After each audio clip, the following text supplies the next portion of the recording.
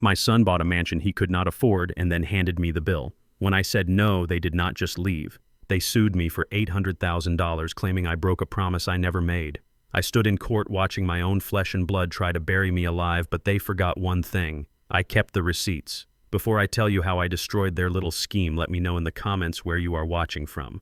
Hit like and subscribe if you would ever have the audacity to sue your own father. I was sitting at my kitchen table staring at the last rib on my plate. The barbecue sauce was sticky on my fingers and the house was quiet.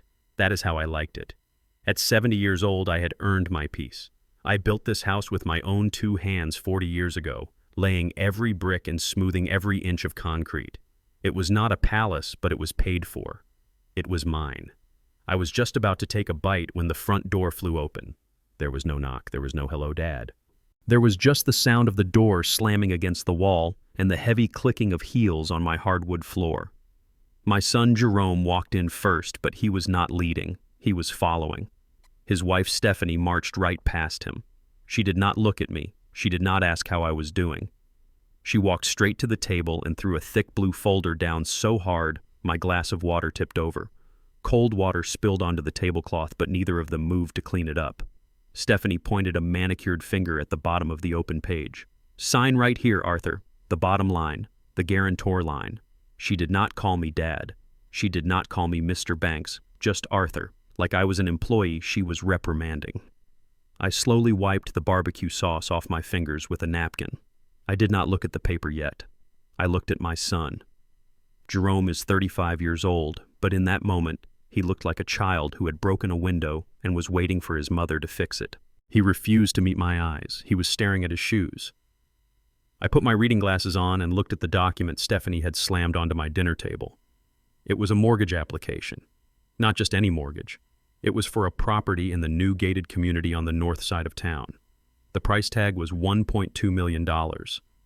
I looked at the monthly payment, $6,000 a month. I let out a dry laugh. It was a sound that scraped my throat.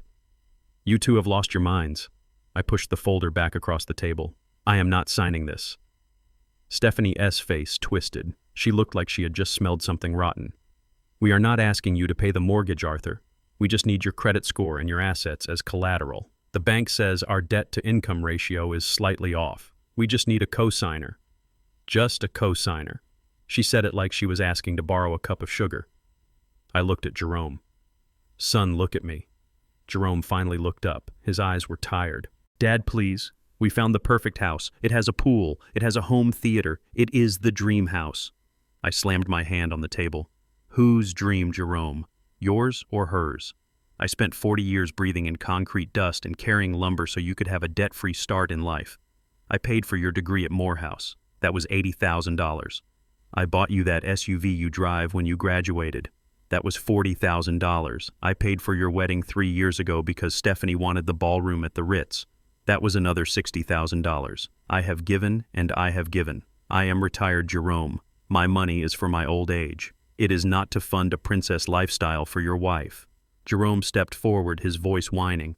"But Dad, we need the image. I am up for a promotion. We need to look successful. You have money sitting in your accounts doing nothing.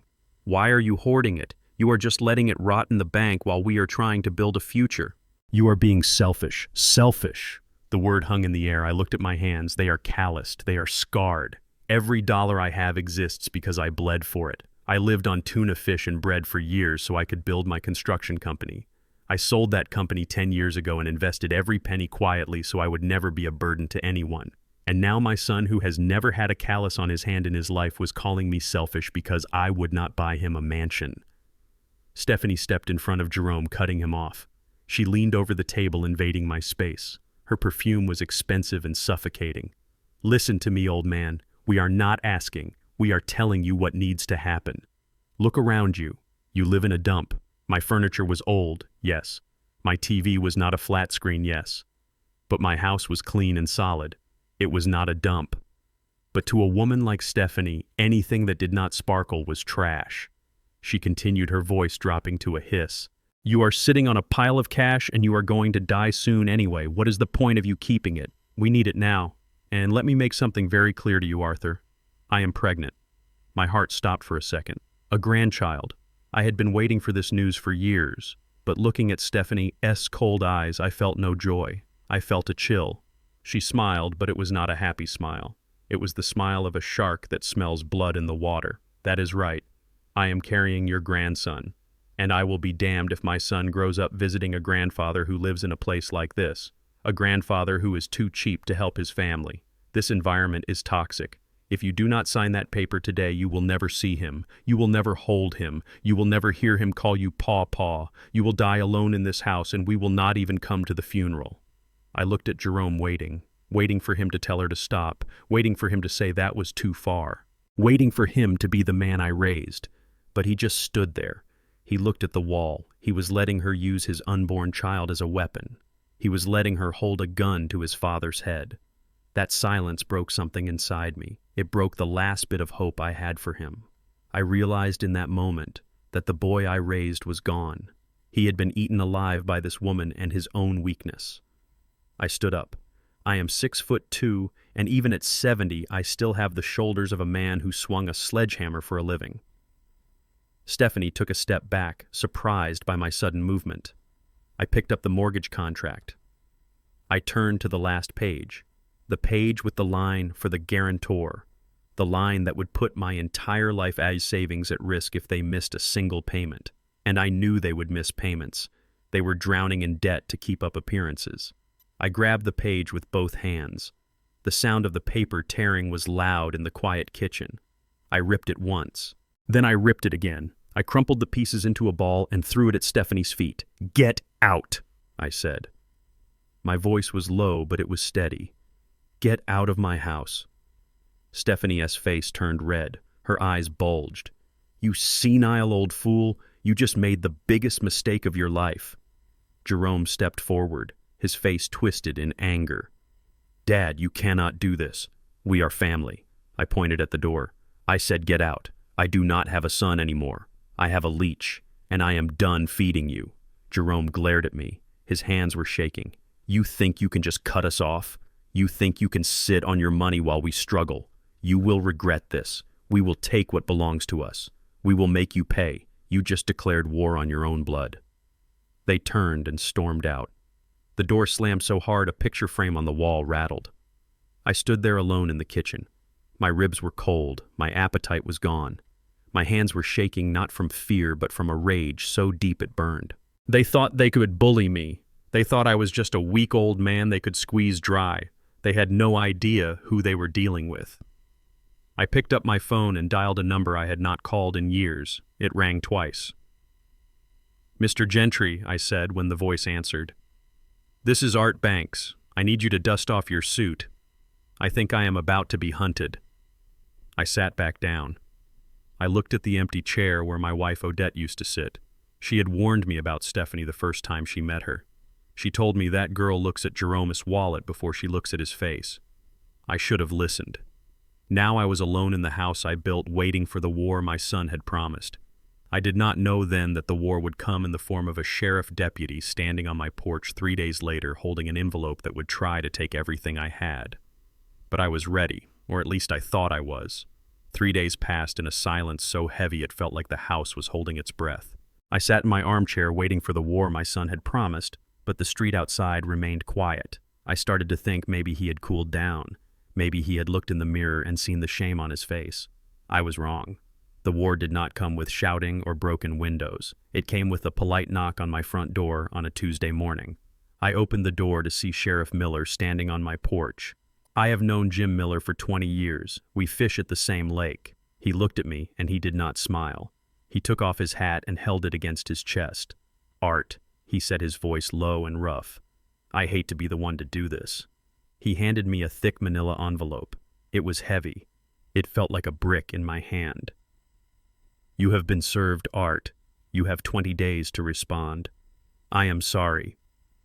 He turned around and walked back to his cruiser without another word. He was ashamed to look me in the eye. I closed the door and sat at the kitchen table. My hands were steady, but my stomach was churning. I opened the envelope. It was a lawsuit, a civil complaint filed in the county superior court. The names at the top of the page hit me harder than any physical blow could have. Plaintiffs Jerome Banks and Stephanie Banks. Defendant Arthur Banks. I put on my reading glasses and started to read. The legal language was thick, but the meaning was clear. They were suing me for $800,000. The cause of action was listed as promissory estoppel. I had to look the word up later, but the complaint explained it in twisted detail. They were claiming that 5 years ago, on the day of their wedding, I had made a verbal promise. They claimed I promised to purchase a marital home for them upon the conception of their first child. They claimed that relying on this promise, they had made financial decisions and lifestyle changes that resulted in significant economic loss. They claimed they had leased luxury cars and rented a high-end apartment because they believed their housing costs would be covered by me. They were blaming me for their debt. They were saying their financial ruin was my fault because I broke a promise I never made. I read paragraph 14. It stated that the defendant Arthur Banks has a history of making grand gestures to control his family members. It was a lie woven so tightly with truths that it was suffocating. Yes, I paid for college. Yes, I paid for the wedding. But they were twisting my generosity into a contract. They were saying my love was a legal obligation. I felt a vein throb in my forehead. $800,000. That was nearly a third of my life savings. They did not just want a house, they wanted to bleed me dry. I tossed the papers onto the table. I needed air. I needed to clear my head. I grabbed my keys and wallet. I decided to go to the hardware store. I needed to fix the latch on the back gate anyway. I needed to do something with my hands, something normal to keep from driving over to Jerome's house and tearing it down brick by brick. I drove to the bank first. I wanted to withdraw some cash for the week. I walked into the branch on Main Street. It is the same bank I have used since I opened my first construction account 30 years ago. The air conditioning was cold. I walked up to the teller station. It was Brenda. She has been working there for a decade. She usually asks me about my garden. Today, she did not ask about my garden. She looked at her screen, and her face went pale. "Hi, Mr. Banks," she said, her voice tight. I slid my debit card into the machine and entered my PIN. I asked for $500. The machine beeped. A red message flashed on the screen. Transaction declined. Contact financial institution. I frowned. "Try it again, Brenda," I said. "There is plenty of money in there. I have a checking account, a savings account, and a money market account at this bank." I knew exactly what the balance was. It was healthy. Brenda typed something on her keyboard. She bit her lip. "Mr. Banks, I cannot process this transaction." "Why not?" "Is the system down?" She lowered her voice. She leaned over the counter so the other customers could not hear. "Mr. Banks, your accounts have been frozen. There is a court order." Frozen. The word hung in the air like smoke. "What are you talking about?" "I have not committed a crime." Brenda turned her monitor so I could see it. There was a red flag on my file. "It is a temporary restraining order on assets," she whispered. "It was filed this morning along with an emergency motion. The plaintiffs claim you are dissipating assets. They claim you are suffering from diminished capacity and are giving away large sums of money irrationally. The judge signed an emergency order to freeze your accounts until a competency hearing can be held." I stood there in the middle of the bank and felt the floor tilt. Diminished capacity. That is the legal way of saying I am senile. They were telling a judge that I was losing my mind.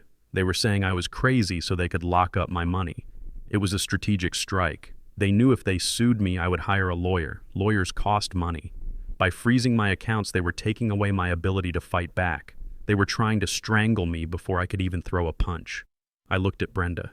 She looked like she wanted to cry. "I am so sorry, Mr. Banks," she said. "I know you are not crazy, but my hands are tied." I took my card back. My hand was shaking now, not from age, from rage, pure, white, hot rage. They were not just greedy, they were evil. They were willing to destroy my reputation, my dignity, and my freedom just to get their hands on my money. They wanted to paint me as a senile old man who needed to be controlled. And if the court believed them, Jerome would be appointed my conservator. He would have legal control over every dime I had. He would have the power to put me in a home. I walked out of the bank. The sun was shining, but the world looked gray. I got into my truck. I sat there for a long time, gripping the steering wheel until my knuckles turned white. I had built skyscrapers. I had poured foundations for hospitals. I was a man of respect in this town. and my son was trying to turn me into a child. I pulled my phone out of my pocket. I did not care about strategy anymore. I did not care about legal advice. I needed to hear his voice. I needed to hear him try to justify this. I dialed Jerome S. number. It rang 4 times. I thought he would not answer. I thought he would be too much of a coward. But the line clicked open. There was a rustle of movement and then the sound of the call being put on speaker. Jerome did not speak. Stephanie did. "Hello, Arthur," she said. Her voice was calm. It was the voice of someone who thinks they have already won. "You two have lost your minds," I said. My voice was a low growl. "Oh, you send the sheriff to my house. You freeze my bank accounts. You tell the court I am senile. Do you have any idea what you have done?" Stephanie laughed. It was a sharp, cruel sound. "We did what we had to do, Arthur. We asked you nicely. We gave you a chance to be a good father and a good grandfather. You chose to be difficult. You chose to hoard your wealth while your family suffered. Now we are taking control." "Put Jerome on," I demanded. "I want to speak to my son." "He is right here," Stephanie said. "But he has nothing to say to you. We are a united front." Jerome spoke then. His voice was shaky but defiant. "Dad, you forced our hand. You were going to cut us off. You were acting irrational. The lawyer said we had to protect the estate." "Protect the estate," I shouted. "It is my money, Jerome. I earned it. You are trying to steal it." "It is family money," Stephanie cut in, "and you are not capable of managing it anymore. Clearly, a rational man would have helped his son. Since you refused, you are obviously not thinking clearly. That is what we told the judge, and he agreed. That is why your accounts are frozen, Arthur. You cannot buy a loaf of bread without our permission." I closed my eyes, taking a breath to steady my heart. It was beating so fast I could feel it in my neck. "What do you want?" I asked. "It is simple," Stephanie said. "We will drop the competency hearing. We will lift the freeze on your accounts. We will make this whole lawsuit go away. All you have to do is wire transfer $800,000 to our joint account. Consider it a late wedding gift or an early inheritance. I do not care what you call it. Just send the money." "And if I do not?" I asked. Stephanie S.'s voice dropped an octave. It became ice cold. "If you do not, we proceed with the competency hearing. We have a doctor lined up who will testify that your behavior has been erratic. We will win, Arthur. And when we win, Jerome becomes your legal guardian. We will put you in a nursing home, and not a nice one. We will find the cheapest state-run facility we can find.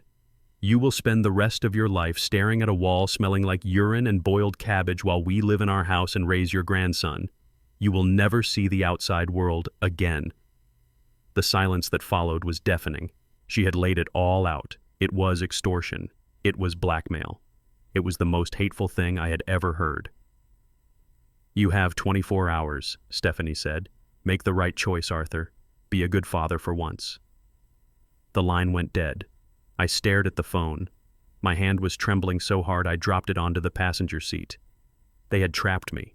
They had stripped me of my resources and backed me into a corner. They thought I was helpless. They thought I was just an old man who would fold under pressure. But as the shock began to fade, a new feeling took its place. It was the same feeling I used to get when I walked onto a job site that was behind schedule and over budget. It was the feeling of rolling up my sleeves. They wanted to fight. They wanted to play dirty. They had no idea. I started the truck. I was not going to the hardware store anymore. I was going to war. And I knew exactly who I needed to call first. Mr. Gentry was expensive and he was mean, but right now, mean was exactly what I needed. I put the truck in gear and drove. I had 24 hours to save my life, and I was not going to waste a single second. I did not go home to cry. I went to the garage.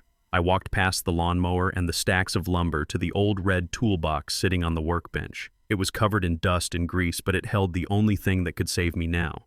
I pulled out the bottom drawer where I kept the things I hoped I would never need. There were old contracts, tax returns from the 90s, and a small leather card holder.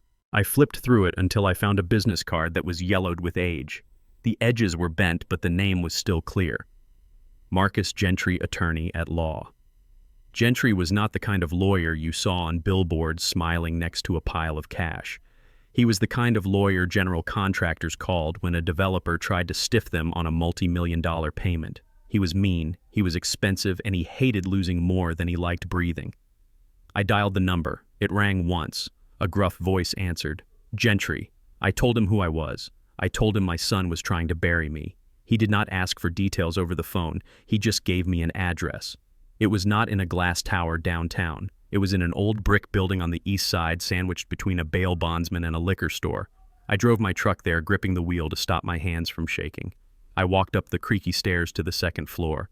The hallway smelled of floor wax and stale cigars. I opened the frosted glass door and walked into a room that looked more like a detective agency from an old movie than a law office. There were stacks of files everywhere, overflowing from cabinets and piled on the floor. Gentry was sitting behind a massive oak desk that looked like it had survived a war. He was a small man with white hair and eyes like flint. He was smoking a cigar ash falling onto his tie. He did not get up. He just pointed to the chair opposite him. "Sit down, Art. You look like hell." I sat. I handed him the envelope the sheriff had given me. I told him about the frozen accounts. I told him about the threat to put me in a home. Gentry put on his glasses and started to read.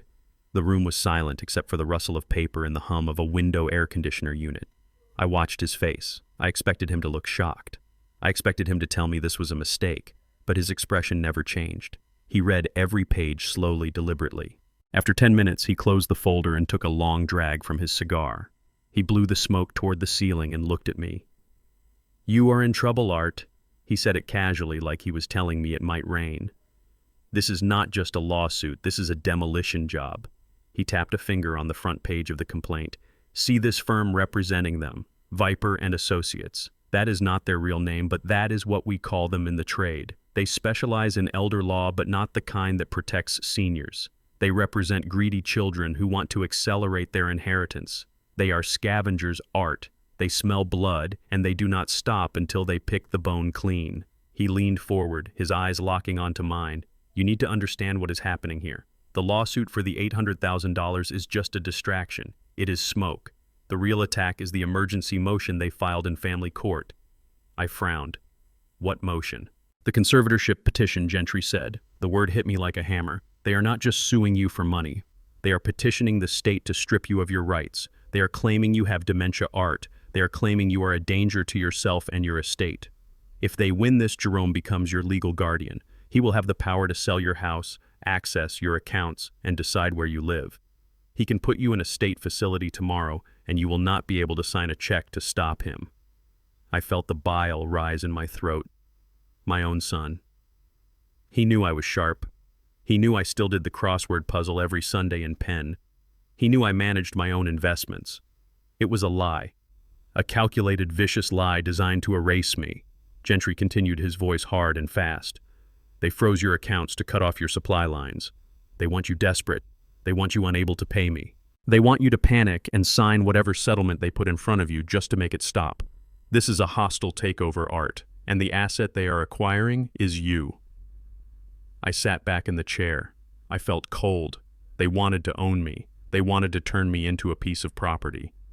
I thought about Stephanie's smile. I thought about Jerome looking at his shoes. It all made sense now. The cruelty was the point. "But they made a mistake," I said quietly. Gentry raised an eyebrow. "What mistake?" "They think I am just a retired contractor living on a pension," I said. "They think the house and the savings account at the local bank are all I have." Gentry leaned back. "And you have more?" I nodded. 10 years ago, when I sold my construction firm, I did not just put the money in a savings account. I did not want Jerome to grow up lazy. I wanted him to make his own way, so I hid it. I set up a trust. Gentry's eyes narrowed. "What kind of trust?" "A legacy trust." I said. "I set it up with a firm in Chicago. It has been sitting there compounding interest for a decade. It is worth $3 million. Gentry let out a low whistle. $3 million. And Jerome does not know. I shook my head. No one knows. Not even Stephanie. I was saving it for his 35th birthday. I was going to surprise him. I wanted to make sure he was a man before I gave him a fortune." Gentry started to laugh. It was a dry, barking sound. He reached for a yellow legal pad. "This changes the landscape, Art. If you have $3 million in a trust, we can bury them in paper. We can drag this out until they are bankrupt. But we need to check the trust documents. Do you have them?" I reached into my jacket pocket and pulled out a folded document. I had grabbed it from the safe in the garage before I left. I handed it to him. Gentry scanned the pages quickly, his eyes darting back and forth. Suddenly, he stopped. A slow, cruel smile spread across his face. "Art," he said, looking up. "Art," he said.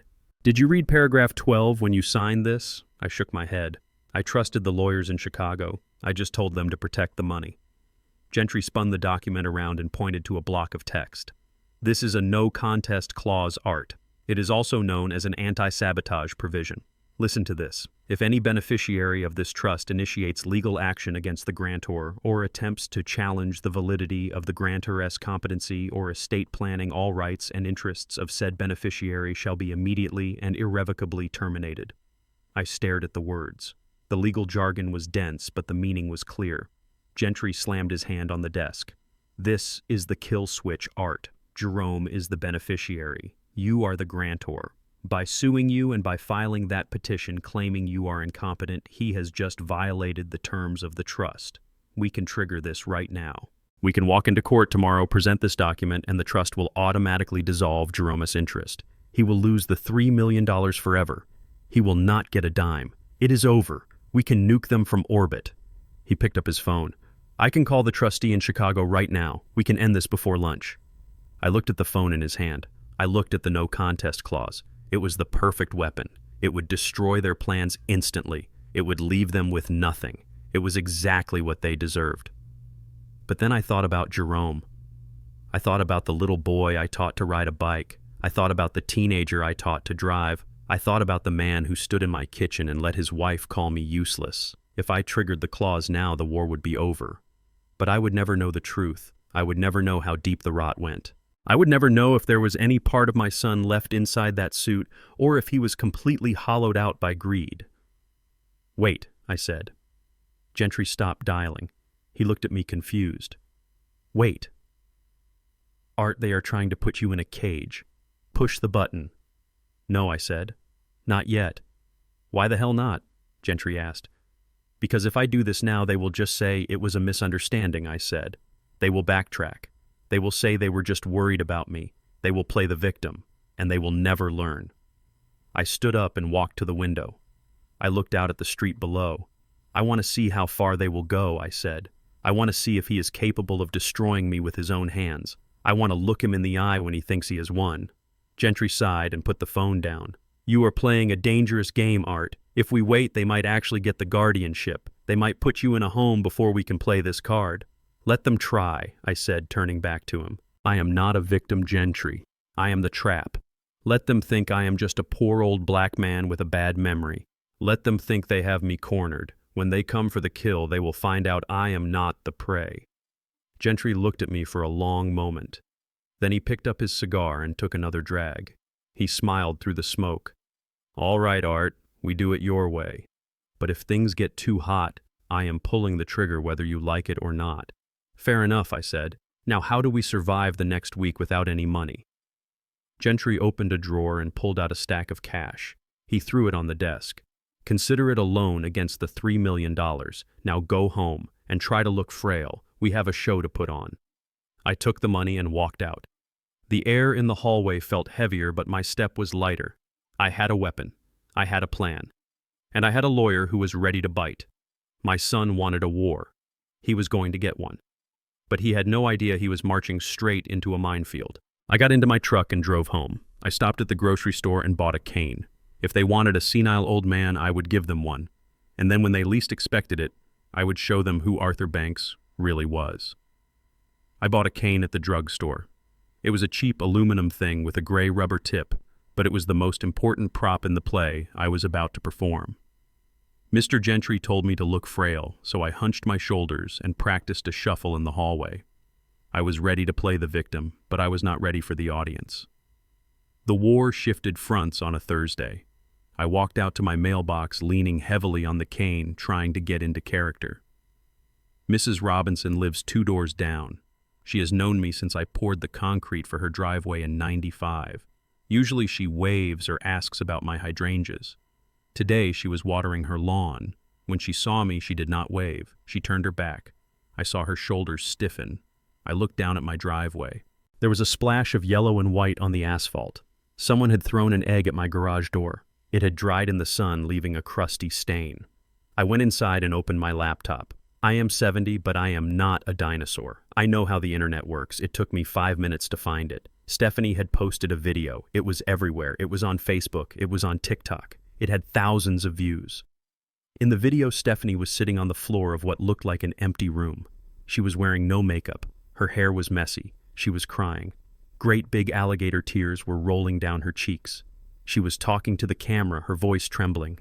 "We do not know what to do," she sobbed. "We are about to be homeless. My father-in-law has millions sitting in the bank, but he threw us out. He is letting his own son and his unborn grandchild sleep on the floor because he thinks we are not good enough. He is losing his mind and he is taking us down with him. Please pray for us." I watched it twice. I watched my son Jerome sitting in the background of the video, his head in his hands, looking like a broken man. It was a masterpiece of fiction. They did not mention the gambling debts. They did not mention the luxury car lease. They did not mention that I had offered them a place to stay years ago, and they called it a dump. They just painted me as a rich, cruel monster who hated babies. The comments were worse. People I did not know were calling me names. They were saying someone should call Adult Protective Services. They were saying I should be locked up. The pressure was not just legal anymore, it was social. They were trying to shame me into submission. They wanted me to feel so isolated that I would pay them just to make the neighbors look at me with respect again. But anger is a good fuel. It burns cleaner than gasoline. I closed the laptop. I did not wash the egg off the driveway. I left it there. Let it be a reminder.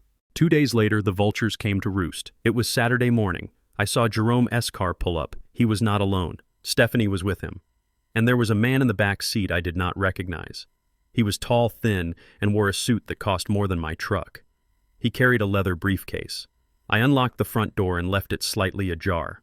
I sat in my recliner, the cane resting against my knee. I made sure the old smartphone in my chest pocket was recording. It was fully charged. I had taped the microphone hole so it would not catch the fabric rustle. They walked in without knocking.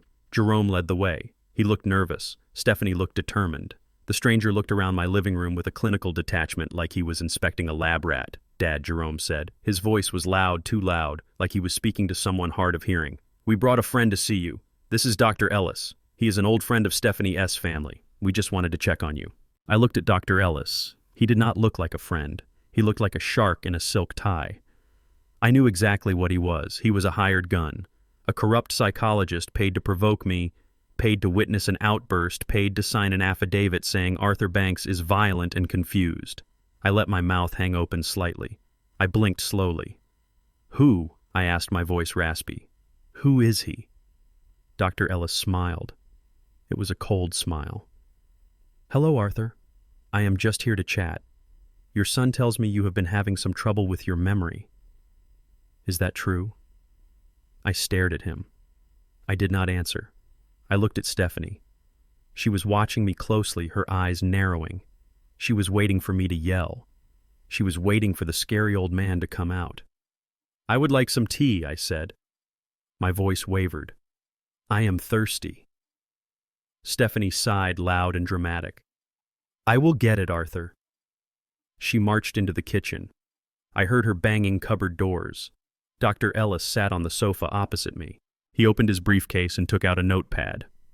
"Arthur, do you know what year it is?" he asked. I looked at the ceiling. 19. I started, then stopped. No, 2000. 2000 and something. Dr. Ellis wrote something down. He exchanged a look with Jerome. Jerome looked sick. He looked like he wanted to be anywhere else, but he stayed. He let this stranger interrogate his father. "Do you know why your son is upset with you, Arthur?" Dr. Ellis asked. I looked at Jerome. "Jerome is a good boy," I said. "He likes baseball. I taught him to hit a curveball." Jerome flinched. "Dad, that was 20 years ago. You promised him a house," Arthur the doctor pressed. "Do you remember promising him a house?" I frowned. "A house. I have a house. This is my house. I built it. Odette likes the kitchen." Stephanie came back with a glass of water, not tea. She slammed it down on the coaster. "Drink this. And stop acting stupid. We know you are in there." Dr. Ellis held up a hand. "Patience, Stephanie. Agitation is a symptom." He leaned forward.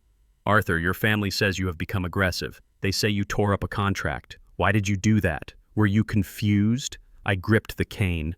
My knuckles turned white. I wanted to stand up. I wanted to tell this man that I tore up the contract because it was a death warrant for my savings. I wanted to throw him through the window. But Mr. Gentry's voice was in my head. Be the trap, Art. Be the trap. I do not like papers, I mumbled. Too many numbers. The numbers hurt my eyes. Stephanie let out a groan of frustration. He is lying, she snapped. He is faking it. He was fine last week. He is doing this to mock us. Look at him. He is laughing at us inside. Dr. Ellis looked at me. Arthur, do you know the value of money? Do you know how much money you have in the bank? I looked at Stephanie. I saw the greed in her eyes. It was naked. It was ugly. I decided to feed it. I have money, I whispered. I have lots of money. Under the mattress. No. In the wall. Stephanie froze, where she asked. Her voice was sharp. Where is the money, Arthur? I pretended to think. I tapped my head. I moved it. It was for the baby. But I forgot where I put it. Is it $1 million? Maybe 2. I do not remember. Stephanie stepped closer. She was looming over me now. You old bat, tell us where the accounts are. You signed the papers for the house. You said you would pay. Why are you doing this to us? I looked up at her, my eyes wide and vacant. The house, I asked. How much is the house? $1.2 million, Stephanie shouted. 1.2. Do you hear me? 12 million, I asked. That is too much. 1.2, you senile idiot, she screamed. She lost control. The mask slipped. Dr. Ellis tried to intervene, but she pushed past him.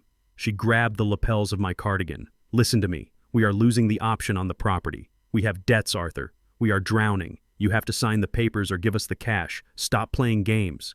I cowered back into the chair, making myself small. I am scared, I whined. I want Odette. Stephanie S.'s face twisted into a sneer. Odette is dead, Arthur. She has been dead for 10 years. And honestly, if she saw you now, she would die of shame. You are useless. You are just a breathing obstacle. Jerome stood up. Stephanie, stop. That is enough. Shut up, Jerome, she spun on him.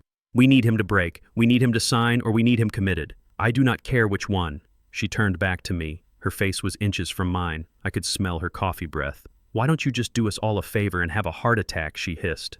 It was a whisper, but the microphone in my pocket picked up every syllable. Die, Arthur. Just die. You are costing us a fortune in interest. If you die, we get it all anyway. Just let go. Stop being so selfish and die. The room went silent.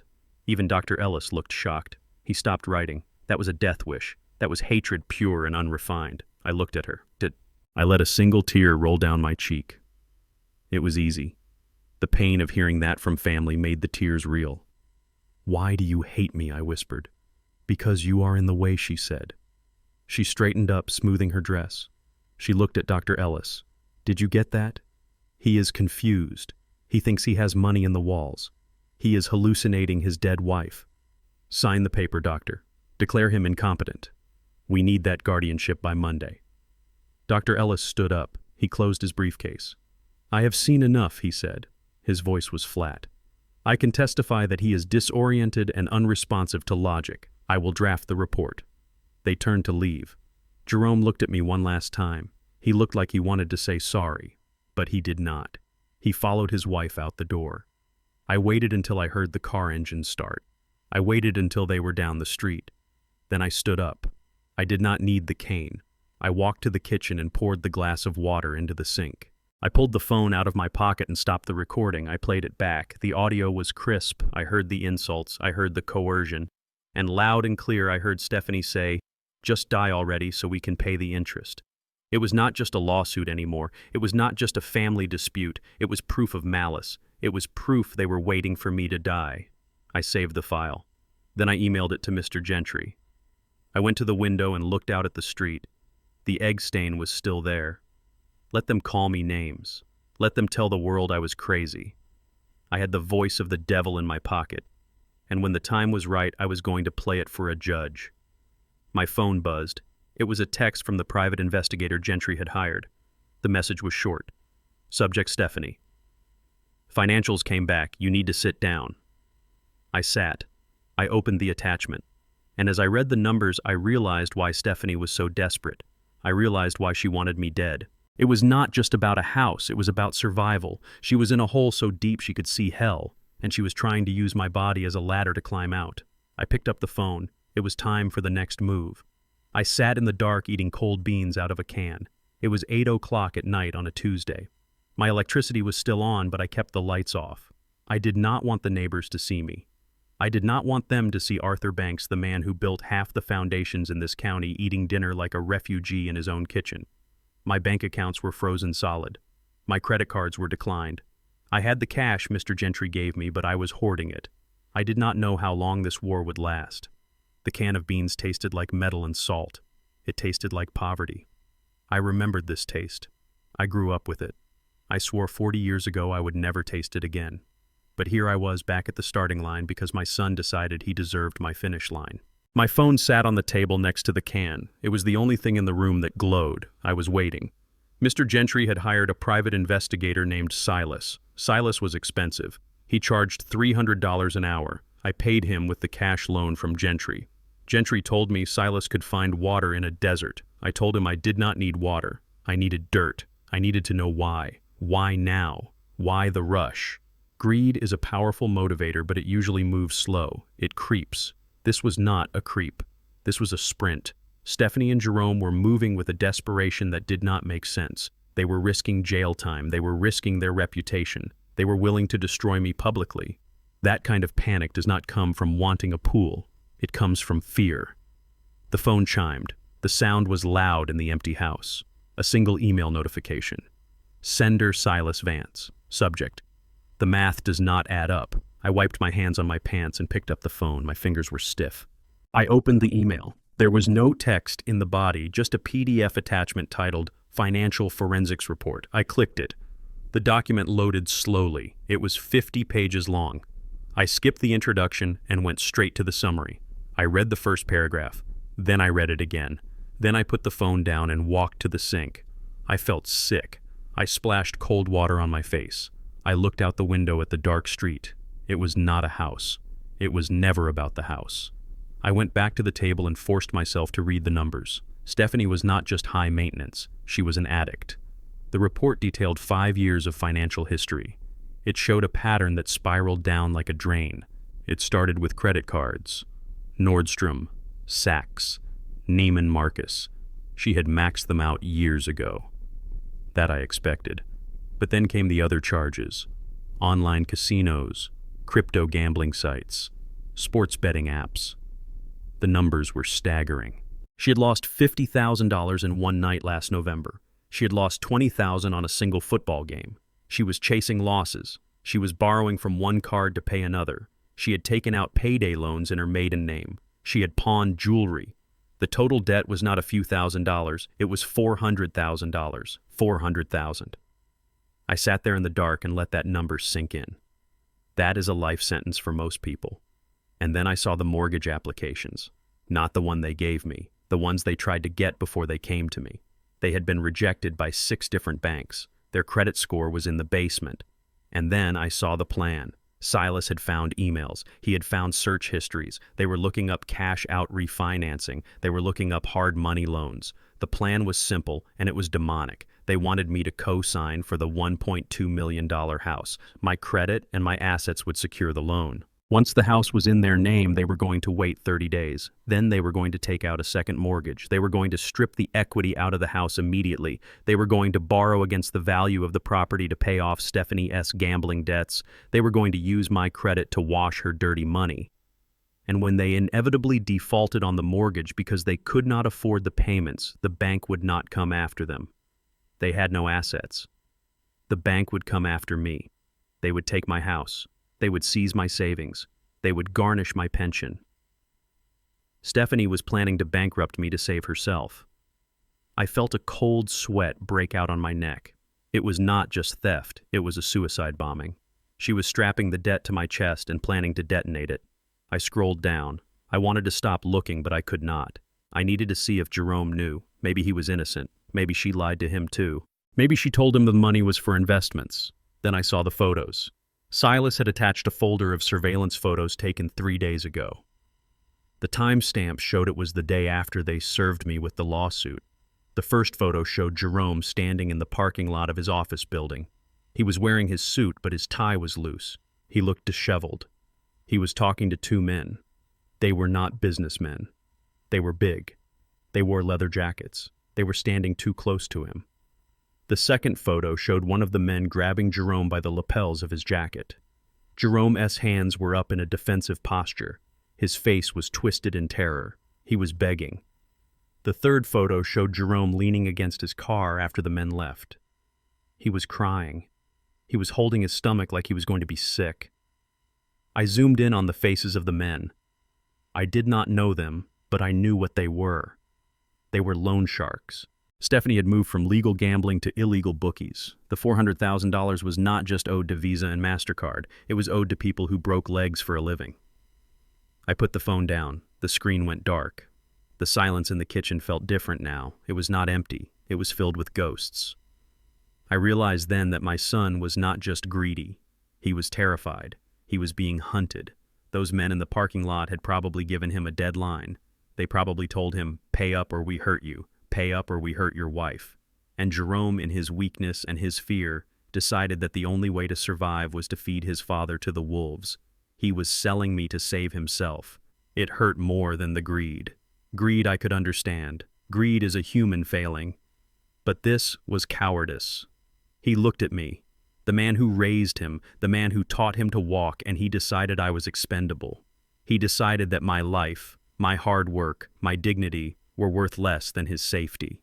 I stood up and paced the kitchen floor. My boots made a heavy sound on the wood. I thought about the little boy who used to cling to my leg when it thundered. I thought about the teenager who asked me how to tie a tie for prom.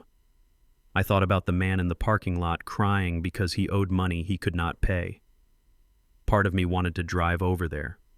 Part of me wanted to burst into his house with a check for $400,000 and say, "Here, pay them. Get out. Save yourself." That is what a father does right. A father protects. A father sacrifices. But then I remembered the court order. I remembered the sheriff on my porch. I remembered Stephanie telling me to die. I remembered them trying to put me in a nursing home. If I saved him now, he would never learn. If I paid his debts, he would just do it again. And Stephanie would know that she won. She would know that all she had to do was put a gun to Jerome's head, and I would open the vault. She would bleed me until I was dry, and then she would discard us both. No, I could not save him. Not this time. He was a grown man. He made his vows. He chose his wife, and now he was choosing his consequences. My phone buzzed again. It was a text from a number I did not recognize, but I knew who sent it. It was a picture, a screenshot of a text message. It was a threat. "We know where you live, Stephanie. 48 hours. Or we visit the old man." I stared at the message. It was sent to me by mistake, or maybe Silas intercepted it. Or maybe Stephanie sent it herself to scare me. But the meaning was clear. The clock was ticking. They needed the money in 2 days. That was why they filed the emergency motion. That was why they were pushing for the competency hearing so hard. They needed legal control of my assets before the sharks came back. They were drowning, and they were trying to climb onto my shoulders to keep their heads above water, even if it meant holding me under. I sat back down at the table. I opened the can of Spam. I sliced a piece off with my pocket knife. I ate it cold. It was salty and soft. I made a decision then. I was not going to pay. I was not going to sign. I was not going to retreat. They brought the law into this. They brought the courts. They brought the sheriff. They wanted to play by the rules of war. Fine. I picked up my phone and called Mr. Gentry.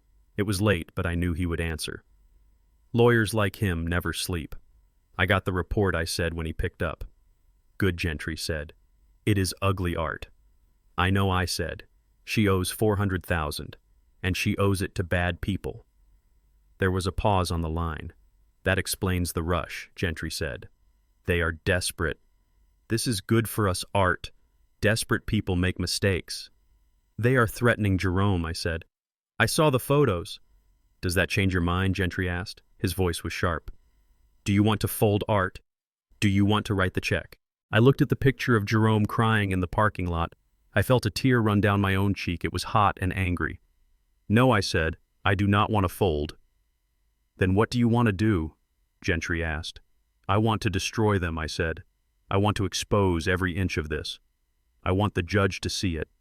I want the world to see it." Gentry chuckled. "That is the spirit. We have a hearing on Thursday. The preliminary injunction. They are going to ask the judge to release funds for living expenses. They are going to say they are destitute. Let them ask," I said. And Art Gentry said, "Be careful. If these loan sharks are real, your house might not be safe." I looked at the shotgun rack by the back door. It was empty because I keep the 12 gauge in the safe. "I will be fine," I said. "I built this house. It is solid." I hung up. I finished my cold Spam. I washed the plate. Then I went to the living room and sat in the dark facing the front door. I did not sleep.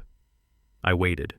If my son wanted to sell me out, he was going to have to look me in the eye when he did it. And if the sharks came, they would find that this old man still had teeth. The sadness was gone now. It had been replaced by a cold, hard resolve. Jerome had made his choice. He chose the wife who gambled away their future. He chose the lie. Now he had to live in it. Thursday was coming. The court was waiting. And I had a file full of secrets that was going to blow the roof off that courthouse. They wanted $800,000. I was going to give them a lesson in arithmetic they would never forget. Thursday morning arrived with the heavy gray sky of a storm that refused to break. I stood outside the county courthouse wearing the same charcoal suit I wore to bury my wife 10 years ago. It was a little loose in the shoulders now, but it was clean and it was dignified. Mr. Gentry stood next to me, smoking a cigarette down to the filter. He looked like a bulldog waiting for the mailman. He checked his watch and threw the butt into a puddle. "It is showtime, Art," he said. "Keep your face stone. Do not let them see you bleed." We walked into the courtroom. It smelled of floor wax and old wood. My son and his wife were already there sitting at the plaintiff's table. I almost walked right past them because I did not recognize the woman sitting next to Jerome. Stephanie usually dressed like she was walking a runway. She wore designer labels and gold jewelry and makeup that took an hour to apply. But the woman sitting there today looked like a tragedy. She was wearing a shapeless beige dress that looked like it came from a thrift store bin. Her face was scrubbed clean of makeup, leaving her looking pale and tired. Her hair was pulled back in a messy bun, and she was rubbing her stomach.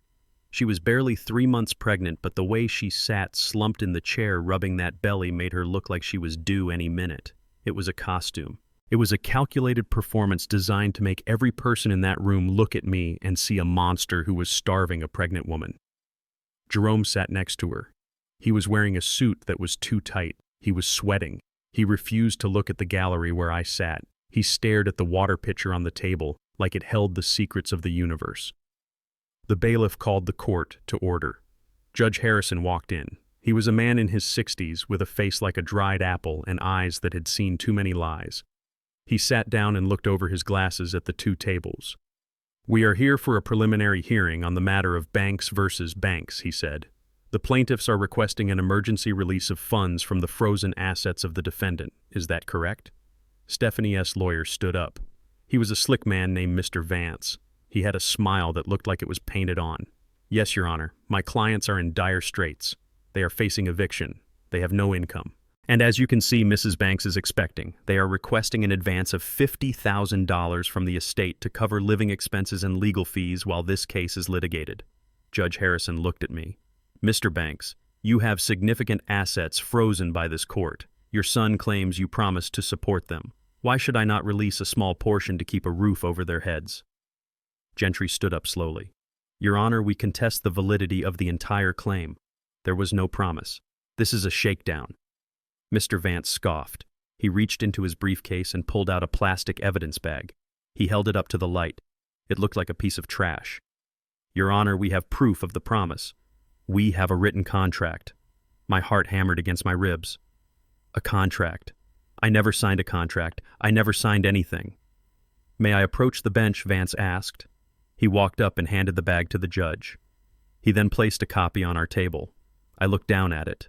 It was a cocktail napkin, a flimsy white square of paper with a coffee stain on the corner. On it, written in blue ink, were the words, "I promise to buy Jerome and Stephanie a house for the baby." Below it was a signature, Arthur Banks. I stared at the signature. It looked like my name. It had the same loop on the B. It had the same sharp A. But I knew I had not written it. My hands shook. It was a forgery. A crude, desperate forgery. This is a joke, Gentry said loud enough for the back row to hear. A cocktail napkin. It is a memorandum of understanding, Vance argued smoothly. It signifies intent, and we have a witness to its creation. I called Jerome Banks to the stand. Jerome stood up. His legs looked wobbly. He walked to the witness stand and swore to tell the truth. He sat down. He looked at Stephanie. She gave him a small nod, a tiny gesture that was both encouragement and a threat. Mr. Banks, Vance asked, "Do you recognize this napkin?" Jerome licked his lips. "Yes." "When was this written?" Jerome took a breath. "It was on my birthday," he said. His voice was quiet. "Last year, we were at the steakhouse. Dad had a few drinks. He was happy about us trying for a baby. He wrote this down. He said he wanted us to have the best. He signed it right there at the table. I felt the air leave my lungs. I looked at my son. I looked at the boy I carried on my shoulders. I looked at the man I taught to be honest. And I watched him look a judge in the eye and lie. He was destroying my character. He was rewriting history. He was selling his soul for a house he could not afford. The pain was not sharp. It was dull and heavy like a stone in my gut. I remembered that birthday dinner. I remembered giving him a vintage watch that had belonged to my father. I remembered hugging him. I did not remember promising a mansion. I did not remember signing a napkin, because it never happened. Mr. Gentry leaned over to me. "Is that your signature?" he whispered. "It looks like it," I whispered back. "But I did not write it." Gentry nodded. He did not cross-examine Jerome. He let the lie hang in the air. He knew that arguing about a napkin now would just make it he said, she said. He had a bigger play. Judge Harrison looked at the napkin and then at me. He looked at Stephanie rubbing her belly. He looked at Jerome sweating on the stand. He sighed. "Mr. Banks, the judge, said to me, this document is informal, but it is compelling evidence of intent. Your son is testifying under oath. You have millions in a trust and hundreds of thousands in savings. These young people are about to be on the street. I am inclined to grant the request." Stephanie let out a small sob of relief. It was perfect timing. "I am going to order the immediate release of $50,000 to the plaintiffs," the judge said, raising his gavel. "This will cover their housing and medical needs until we can reach a final verdict." Stephanie smiled. It was a quick flash of teeth behind her hands. She thought she had won. She thought the money was hers. "Your Honor," Gentry said. His voice cut through the room like a whip. The judge paused, his gavel hovering. "Yes, Mr. Gentry. My client respects the wisdom of the court," Gentry said. He stood up and buttoned his jacket. "If Your Honor feels that $50,000 is necessary to protect the welfare of the unborn child, we will not object to the payment." I looked at Gentry, shocked. What was he doing? "That was my money." However, Gentry continued, raising a finger. "Since this is a dispute regarding financial mismanagement and promissory estoppel, and since the plaintiffs are claiming total destitution, we have a condition." The judge frowned. "What condition?" "Before a single dime is released," Gentry said, his voice turning hard, "we request a full forensic audit of the plaintiffs' financial records. We want to see where the money goes. If they are truly destitute, they should have nothing to hide. We want 3 years of bank statements, credit card records, and gambling transaction histories entered into the court record to prove their need." The room went silent. I saw Stephanie S. back stiffen. She stopped rubbing her belly. Mr. Vance stood up, flustered. "Your Honor, this is outrageous. My clients are private citizens. This is an invasion of privacy. They need money for rent, not an inquisition." "If they need money for rent," Gentry countered, his voice booming now, "then they must prove they do not have it elsewhere. And they must prove they will use Mr. Banks' money for rent and not for other illicit activities. We have reason to believe the plaintiffs have significant undisclosed liabilities." "No," Stephanie screamed. She jumped up from her chair. The mask of the poor, suffering mother fell off instantly. "We do not need an audit. We need the money now. He is trying to stall. He is trying to starve us out. You cannot look at our records. That is personal." Her voice was shrill. Her eyes were wide with panic. She was not acting anymore. She was terrified. She knew what was in those records. She knew about the $400,000. She knew about the bookies. If the court saw those records, she would not get a check. She would get an investigation. Judge Harrison lowered his gavel slowly. He looked at Stephanie. She was standing there, chest heaving, face red. She looked guilty. Mrs. Banks, the judge said, his voice cool. If you are asking for equity, you must do equity. If you want this man's money, you must show why you need it. Why are you so opposed to a financial review? Stephanie stammered. Because it is not fair. He is the one with the money. The judge looked at Mr. Vance. Counselor, if your clients want the advance, they will submit to the audit. That is the order. The funds will be placed in escrow pending the results of the forensic accounting. Stephanie looked at Jerome. Her eyes were wild. Jerome looked at the floor. We withdraw the request, Vance said quickly. He was sweating now too. He realized his client had just stepped onto a landmine. We withdraw the emergency motion for funds, Your Honor. We will proceed to trial. The judge raised an eyebrow. You withdraw the request. A moment ago you said they were about to be homeless. We will figure it out, Vance muttered. Judge Harrison stared at them for a long moment. He saw it. He saw the fear. He saw the lie. Very well, the judge said. Motion withdrawn. The assets remain frozen, but I am ordering the audit anyway. This court needs to understand the financial landscape of this family before we proceed. Mr. Gentry, you may select the auditor. Stephanie gasped. She looked like she had been punched in the stomach. She slumped back into her chair. She had gambled and lost. Not only did she not get the money, but now the court was going to look inside her wallet. Court is adjourned, the judge said. He slammed the gavel down. I sat there feeling the blood return to my hands. Gentry sat down next to me and winked. I told you, Art. Desperate people make mistakes. We watched them leave. Stephanie did not look at me. She marched out, her fake baby bump forgotten. Jerome trailed behind her, looking like a man walking to the gallows. They had 24 hours to pay the sharks, and they were leaving empty-handed. I stood up. I felt tired, but I felt strong. They tried to break me with a napkin and a lie, but Gentry had broken them with a spreadsheet. As I walked out of the courtroom, I looked at the napkin sitting on the evidence table. It was a good forgery. Stephanie must have practiced for hours. But it was just paper. And paper burns. The war was far from over. The sharks were still circling. But now the judge smelled the blood in the water too. And for the first time I felt like maybe, just maybe, the truth was going to matter. I walked out into the rain, ready for the next round. I knew the audit would buy me time, but time was not enough. I needed to win the streets. Stephanie had turned the neighborhood against me with her video, so I decided to rewrite the script.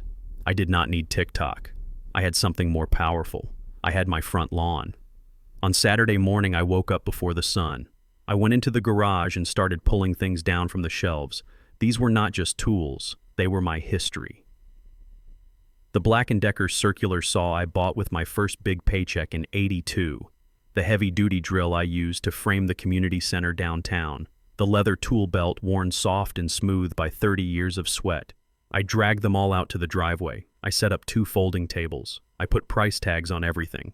$5 for a hammer, $10 for a level. Prices so low they screamed desperation. I made a sign out of a piece of cardboard. It said simply, everything must go, legal fees. By 8:00, the first cars started slowing down. Neighbors who had ignored me all week stopped to look. Mrs. Robinson came over, her face pinched with curiosity. Art, she asked, looking at my table full of memories. What is this? Why are you selling your tools? You love these tools. I looked at her. I made sure my voice was loud enough for the joggers across the street to hear. I have to pay my lawyer, Mrs. Robinson. My son is suing me for $800,000. My accounts are frozen. I have to sell my life so I can afford to defend it. She gasped. Suing you? But the video said you cut them off. I picked up my old framing hammer. It was heavy and balanced. I held it out to her. It is $5, I said. It built this house. It is a good hammer. Jerome needs money for a mansion. I need money to stay out of a nursing home. Mrs. Robinson did not buy the hammer. She put her hand on my arm. Oh, Art, we did not know. We thought you were just being mean. I am not mean, I said. I am just broke, and my son is hungry. By noon, the driveway was full. People were not just buying tools. They were buying the story. They saw a 70-year-old man selling the tools of his trade to fight his own child. It was pathetic. It was tragic. And it was perfect. Someone took a picture. Someone else started a live stream. I heard a young man talking to his phone. You guys, look at this. This old man is selling his drill for $10 because his son is trying to steal his retirement. This is messed up.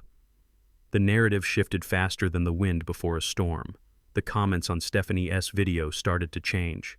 Instead of monster, they were calling me victim. Instead of greedy, they were calling Jerome a predator. By 4 o'clock, I had sold almost everything. My garage was empty. My pockets were full of crumpled bills. But I felt hollow. I had sold my past to save my future. That night, the backlash hit Jerome hard. I heard it from my porch. A car drove by his house, which is only 3 blocks away, and someone shouted, "Shame on you." I saw posts online where people were boycotting the boutique where Stephanie pretended to work. The community had chosen a side, and it was not theirs anymore. At 2 in the morning, I heard a scratching at my back door. It was raining hard, a cold spring downpour that soaked everything. I turned on the porch light. Jerome was standing there. He was soaked to the bone. His expensive suit was ruined. His hair was plastered to his skull. He looked like a drowned rat. He was shivering. "Dad," he whispered, "let me in. Please." I unlocked the door, but I did not open the screen. I stood there looking at him through the mesh. The rain dripped off his nose. "What do you want, Jerome?" I asked. My voice was devoid of warmth. He fell to his knees on the wet concrete. He put his hands together like he was praying. "Dad, you have to help us." They came to the house. The sharks. They threw a brick through the window. They said, "We have 48 hours. They said they are going to hurt Stephanie. They said they are going to break my hands." I looked at him. I saw the terror in his eyes. It was real. He was not lying about the danger, but he was still lying to himself. "So pay them," I said. "Sell the cars. Sell the jewelry. Get a second job." "We cannot," he sobbed. "We have nothing left. The audit is going to show everything, Dad. They are going to see the gambling. They are going to see the fraud. We are going to jail. You have to give us the money. Just write the check. If you give us the money, we will drop the lawsuit. We will disappear. I promise." I looked at my son, kneeling in the mud, begging for a bailout he did not earn. I thought about the tools I sold today. I thought about the hammer that built the roof over his head when he was a baby. "You want me to pay your ransom," I said. "You sue me, you slander me, you try to lock me up, and now you want me to save you because your wife bet on the wrong horse." "She is sick," Dad Jerome cried. "She has a problem. We need help." "Then get her into rehab," I said. "Do not get her a mansion. I cannot leave her," he wailed. "She is my wife, and I was your father," I said. "Was." Past tense. Jerome looked up at me shocked. "Dad, what are you saying?" "I am saying you made a choice," I said. "You chose her. You chose the easy way. You chose to betray the man who raised you so you could keep living a lie. Now the lie is over, and the bill is due. Dad, please, they are going to kill me." "Then you better start running," I said. "Because I am not opening this door. Not for you, not for her, not for anyone who tries to sell my life for a poker chip." I reached out and flipped the lock on the heavy wooden door. "Dad, no!" Jerome screamed. He threw himself against the door. "Dad, please, open up." "Daddy," he called me Daddy. He had not called me that since he was 6 years old. It broke my heart into 1,000 jagged pieces. But I did not turn the lock. "Go home to your wife, Jerome," I said through the wood. "Let her save you, since she is the one who put you there." I walked away. I went into the living room and sat in the dark. I could hear him screaming over the sound of the rain. He screamed for 10 minutes. Then he stopped. I heard his footsteps splashing away into the night. I sat there until dawn. I did not sleep. I did not cry. I just felt cold. I had won the battle for public opinion, but I had lost my son. And the war was still raging. The audit was coming. The sharks were circling. And Jerome was out there alone in the rain waiting for the teeth to snap shut. But I knew one thing for sure. I was not going to be the one to bleed. Not anymore. I had sold my hammer, but I was still the one building the walls. And these walls were keeping them out. The auditor deadline arrived on a Tuesday morning, and Stephanie tried to pull a magic trick. I was sitting in Mr. Gentry's office when the courier arrived with a thick box of documents. It was supposed to be their full financial history. 3 years of bank statements, credit card bills, and tax returns. Gentry opened the box with a box cutter, slicing the tape with a sharp hiss. He pulled out a stack of papers still warm from the printer. At first glance, it looked legitimate. There were logos from major banks. There were transaction lists that went on for pages. There were balances that looked healthy. Stephanie was trying to show the court that she was just a normal suburban housewife who had fallen on hard times because of a cruel father-in-law. She wanted to prove she was broke but responsible. Gentry picked up a statement from March. He adjusted his glasses. He hummed a low note in his throat. Then he picked up a magnifying glass. I had never seen a lawyer use a magnifying glass before. It looked theatrical. But Gentry was not acting. He was hunting. "Look at this art," he said, pointing to a line on the page. "Look at the font." I leaned in. The transaction description said grocery store. The amount was $200. But the numbers looked slightly crooked. The 0 was a pixel higher than the 2. "Now look at the date," Gentry said. "February 30th. I stared at the page. February 30th. "She is not just a gambler," Gentry said, his voice filled with contempt. "She is a bad forger. She doctored these statements art. She used a computer program to erase the gambling transactions. She deleted the transfers to the offshore casinos. She wiped the payments to the bookies. And she pasted in fake expenses to make the math work. But she got sloppy. There is no February 30th. I felt a cold anger rising in my chest. This was perjury. This was tampering with evidence. She was lying to a federal court. She was trying to frame me while committing a felony. Gentry started flipping through the other pages. Once you saw the lie, you could not unsee it. The spacing was off. The transaction reference numbers were sequential when they should have been random. She had spent all night cutting and pasting trying to hide a $400,000 black hole. She thought she was smarter than the system. She thought she could fool a forensic accountant with a PDF editor. "We have her," Gentry said. He slammed the file shut. "This is not just grounds to dismiss the lawsuit, Art. This is prison time. We are going to submit this to the judge. We are going to show him the February 30th error. We are going to subpoena the bank for the real records directly. When those two sets of documents are compared side by side, Stephanie is going to leave the courtroom in handcuffs." I sat back in the chair. I should have felt triumphant. I had the smoking gun, but I did not feel like a winner. I felt tired. I was watching my family disintegrate into a pile of badly forged lies. Jerome must have known. He must have watched her do it. He must have sat there while she typed in fake grocery trips to cover up the money she lost on ponies. He was an accomplice to his own destruction. "File it," I said. "Nail them." Gentry nodded. He reached for his phone to call the court clerk. But before he could dial, his receptionist burst into the room. She looked pale. Her eyes were wide. "Mr. Gentry," she said, her voice shaking. "There are police officers in the lobby. They want to speak to Mr. Banks." My heart stopped. Police? Why would the police be here? Had Stephanie filed a restraining order?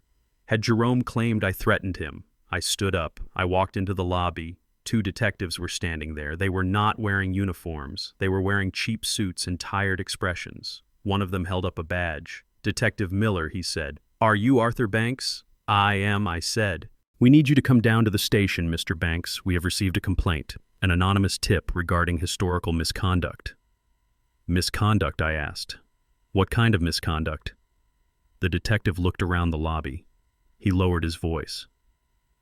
"Allegations of inappropriate behavior with a minor. From 20 years ago." The world went silent. The sound of the traffic outside the window faded away. All I could hear was the rushing of blood in my ears. Inappropriate behavior. That is the polite way of saying the worst thing a man can be accused of. "It is a lie," I said. My voice was a whisper. "Who said this?" "We cannot disclose the source of the tip at this time," the detective said. "But given the nature of the accusation we have to investigate, we need to interview you." I looked at Gentry. His face had turned a shade of purple I had never seen before. He stepped between me and the detective. "This is a retaliatory tactic," Gentry roared. "His client is in the middle of a contentious lawsuit with his estranged son. This is a smear campaign. Do you have a warrant? Do you have a victim? Or do you just have a phone call from a desperate woman trying to leverage a settlement?" The detective stepped back. "Look, counselor, we are just doing our job. We have to follow up." "Then follow up," Gentry snapped. "But you are not taking him anywhere. If you want to interview him, you do it here, with me present. And you better have more than a rumor, because if this leaks, if one word of this gets out, I will sue your department for defamation so fast your head will spin." The detectives looked at each other. They knew Gentry. They knew his reputation. They backed down. "We will ask a few questions here," the detective said. They took me into a conference room. They asked me about my time coaching Little League in the 90s. They asked me about neighborhood barbecues. They asked me if I ever was alone with the children of my friends. It was humiliating. It was vile. Every question was a stain on my soul. I built playgrounds for this city. I donated to the Boys and Girls Club. I raised an adopted son as my own. And now, because Stephanie was losing because her lies were not working, she had decided to reach into the gutter and throw filth at me. She knew she could not win in court, so she was trying to destroy me in the court of public opinion. She knew that even a whisper of this kind of accusation sticks. It does not matter if it is false. It stays with you. People look at you differently. Parents pull their kids closer when you walk by. I answered their questions. I kept my voice steady, but inside I was screaming. I was screaming for the injustice of it. I was screaming for the betrayal. Jerome allowed this. He allowed his wife to accuse his father of being a monster. After an hour, the detectives left. They had nothing. It was obvious they had nothing. It was a baseless tip probably called in from a burner phone. But the damage was done. I felt dirty. I felt like I needed to scrub my skin with steel wool.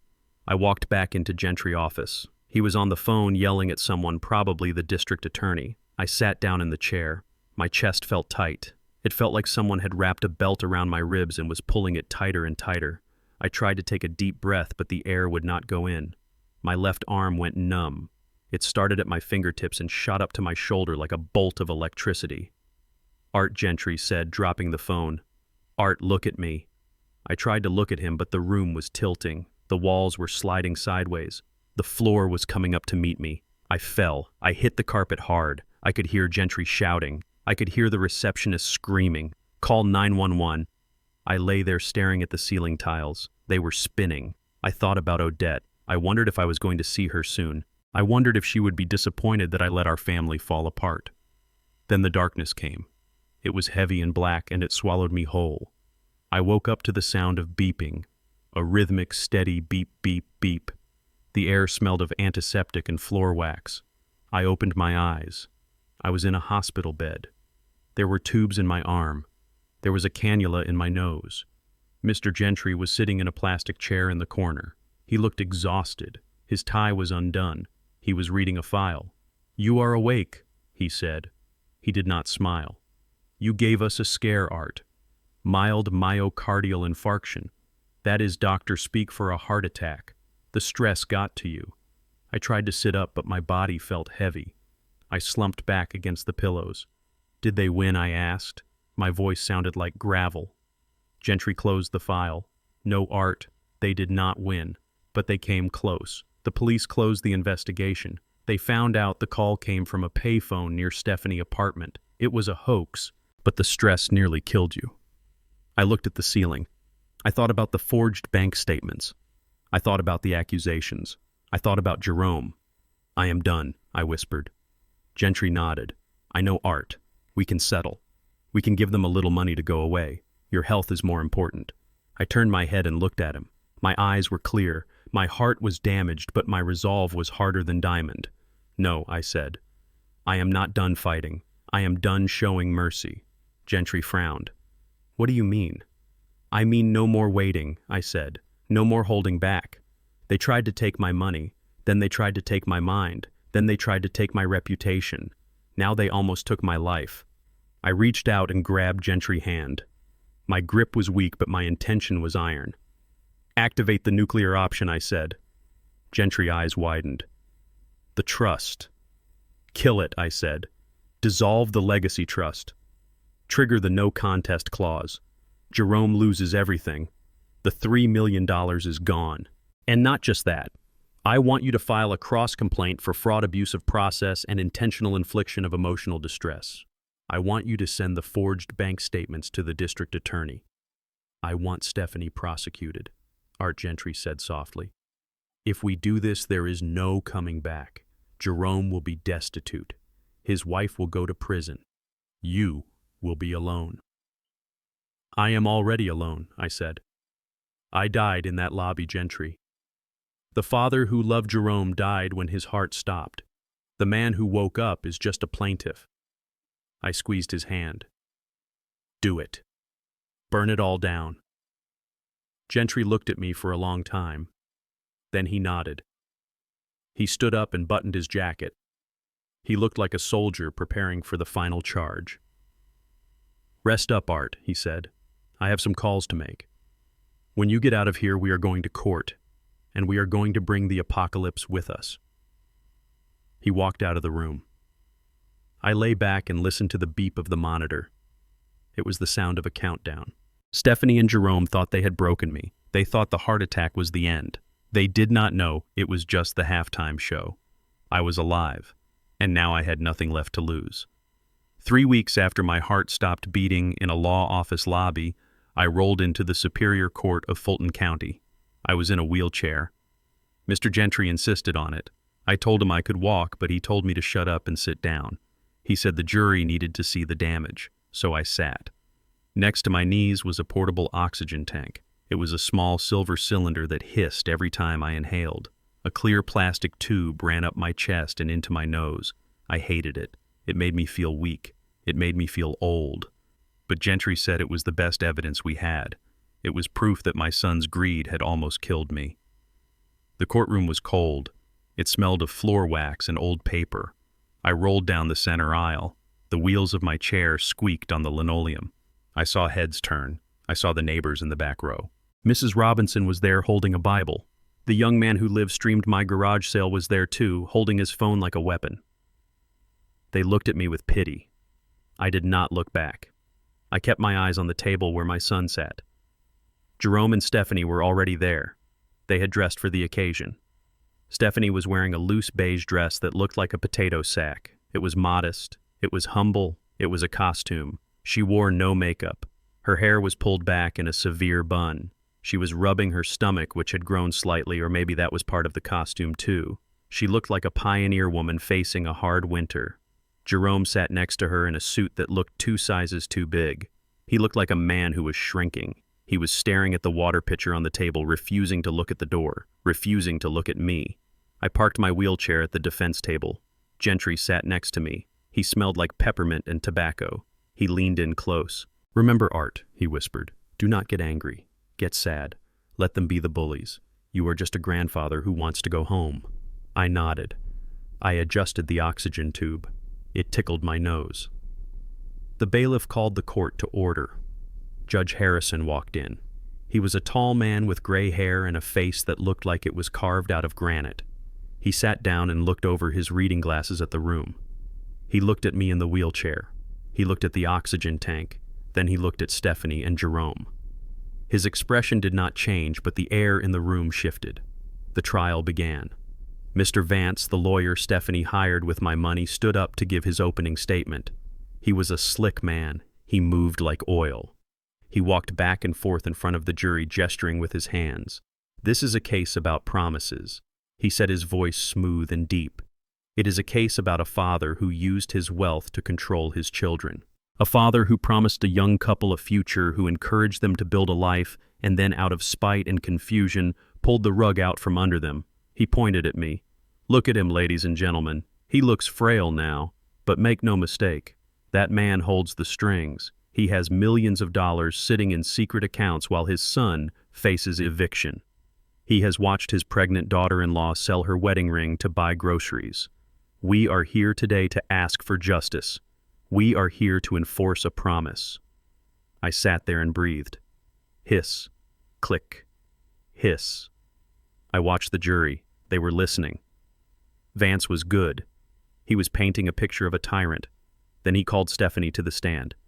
She walked up to the witness box, slowly holding her back like she was in pain. She sat down and took a sip of water. Her hand trembled. It was a nice touch. Mrs. Banks Vance asked gently, "Tell the jury about the day of your wedding." Stephanie sniffled. She pulled a tissue out of her sleeve. "It was a beautiful day," she said, her voice soft. "Arthur gave a toast. He told everyone he wanted us to stay close. He said he had been saving money for 40 years so we would never have to worry. He said when we gave him a grandchild, he would buy us a home." "Did you believe him?" Vance asked. "Of course," Stephanie said, looking at the jury with wide, wet eyes. "He is Jerome's father. Why would he lie? We trusted him. We built our lives around that promise. When I got pregnant, we were so happy. We found the house. We showed it to him. He told us to go for it. He told us to lease the safe cars for the baby. He told us to spend the money we had because he was going to cover the big things. She paused to wipe a tear. And then he changed. He stopped taking his calls. He became aggressive. When we brought him the paperwork, he tore it up. He threw us out. He screamed at us. He said he never promised anything. He left us with all this debt that we took on because of him. Now, we are going to be homeless. And he is sitting on a fortune, laughing at us. She looked at me then. It was the first time she made eye contact. Her eyes were hard and cold, but her face was a mask of tragedy. He destroyed us, she sobbed. He manipulated us into ruin just to feel powerful. The jury looked at me. I saw a woman in the front row shake her head. They were buying it. Stephanie was playing the victim perfectly. When she finished, Mr. Vance looked satisfied. He sat down. Mr. Gentry stood up. I expected him to cross-examine her. I expected him to tear her apart. But he did not. We reserve our questions for later. Your Honor, Gentry said. I looked at him confused. He just patted my arm. Patience. Art, he whispered. Let the lie settle. It makes the truth hit harder. Instead, the defense called me to the stand. This was it. This was the moment they wanted. They wanted to put the old man on display. They wanted to confuse me. They wanted me to snap. I wheeled my chair to the witness stand. The motor of the chair whirred in the silent room. I turned the chair to face the jury. I placed the oxygen tank on the floor. I looked at Mr. Vance. He stood up and buttoned his jacket. He looked like a hunter approaching a trapped animal. Mr. Banks Vance began. You heard your daughter-in-law's testimony. Is it true that you have significant assets? Yes, I said. My voice was raspy from the oxygen. Is it true you have a trust fund worth over $3 million? Yes. Is it true you have liquid savings in excess of $200,000? Yes. Vance stepped closer. And yet your son is facing eviction. Your pregnant daughter-in-law is pleading for help. Does that seem like the action of a loving father? I looked at Jerome. He was staring at the table. He was picking at a loose thread on his jacket. He was letting this man attack me. They are adults, I said. Adults pay their own bills. Vance scoffed. That is not the question, Mr. Banks. The question is about the promise. Did you or did you not tell your son you would buy him a house? No, I said. So your son is a liar, Vance shouted. He pointed at Jerome. You are telling this jury that your own son is lying under oath. I looked at Jerome. I waited for him to look up. I waited for him to have the decency to face me. Slowly he lifted his head. His eyes were red. He looked terrified. He looked ashamed. But he did not look away. Yes, I said, he is lying. Vance walked back to his table. He picked up a piece of paper. It was the cocktail napkin. And this, Mr. Banks. Do you recognize this signature? It looks like my name, I said. Did you sign it? No. So they are forgers too, Vance asked. You are accusing your family of a felony to save your money. Is that it? You care more about your bank account than your blood. I took a deep breath of oxygen. I felt the cool air fill my lungs. I care about the truth, I said. Vance slammed the napkin down on the railing of the witness box. It made a loud crack. The truth, Vance yelled. The truth is that you are a lonely, bitter old man who used money to control his son, and when you felt like you were losing control, you tried to destroy him. You promised them a life, and you stole it back. You are not a victim, Mr. Banks. You are a tyrant. Objection, Gentry said lazily. Badgering the witness. Sustained, the judge said. Watch your tone, counselor. Vance took a breath. He composed himself. He leaned in close to me. His face was inches from mine. I could smell his cologne. It smelled like expensive desperation. Tell me, Mr. Banks, do you love your son? The room went silent. It was the trap question. If I said yes, he would ask why I was letting him suffer. If I said no, I was a monster. I looked past Vance. I looked at Jerome. I locked eyes with him. I saw him flinch. I saw his lip tremble. I poured 40 years of memories into that look. I remembered the day I brought him home from the adoption agency. I remembered the day I taught him to tie his shoes. I remembered the day I handed him his diploma. And I remembered the day he stood in my kitchen and let his wife tell me to die. I love the boy I raised, I said softly. I love the man he was supposed to be. Vance smiled. But do you love the man sitting there? I kept staring at Jerome. I saw a single tear slide down his cheek. He knew what I was about to say. He knew he deserved it. That man is a stranger to me, I said. A gasp went through the courtroom. Jerome put his head in his hands. Stephanie elbowed him hard in the ribs, but he did not move. He just shook. Vance looked stunned. He had expected anger. He had expected shouting. He did not expect ice. He did not know what to do with a man who had already grieved the loss of his son, while his son was still sitting in the room. No further questions, Vance muttered. He walked back to his table and sat down. I rolled my wheelchair back to the defense table. My heart was pounding a slow, heavy rhythm against my ribs. I felt the pain in my chest, the ghost of the attack, but I pushed it down. I had survived the assault. I had held the line. Mr. Gentry stood up. He looked at me and nodded. It was a small nod, barely visible. But it said everything. It said, "Well done." It said, "Now it is my turn."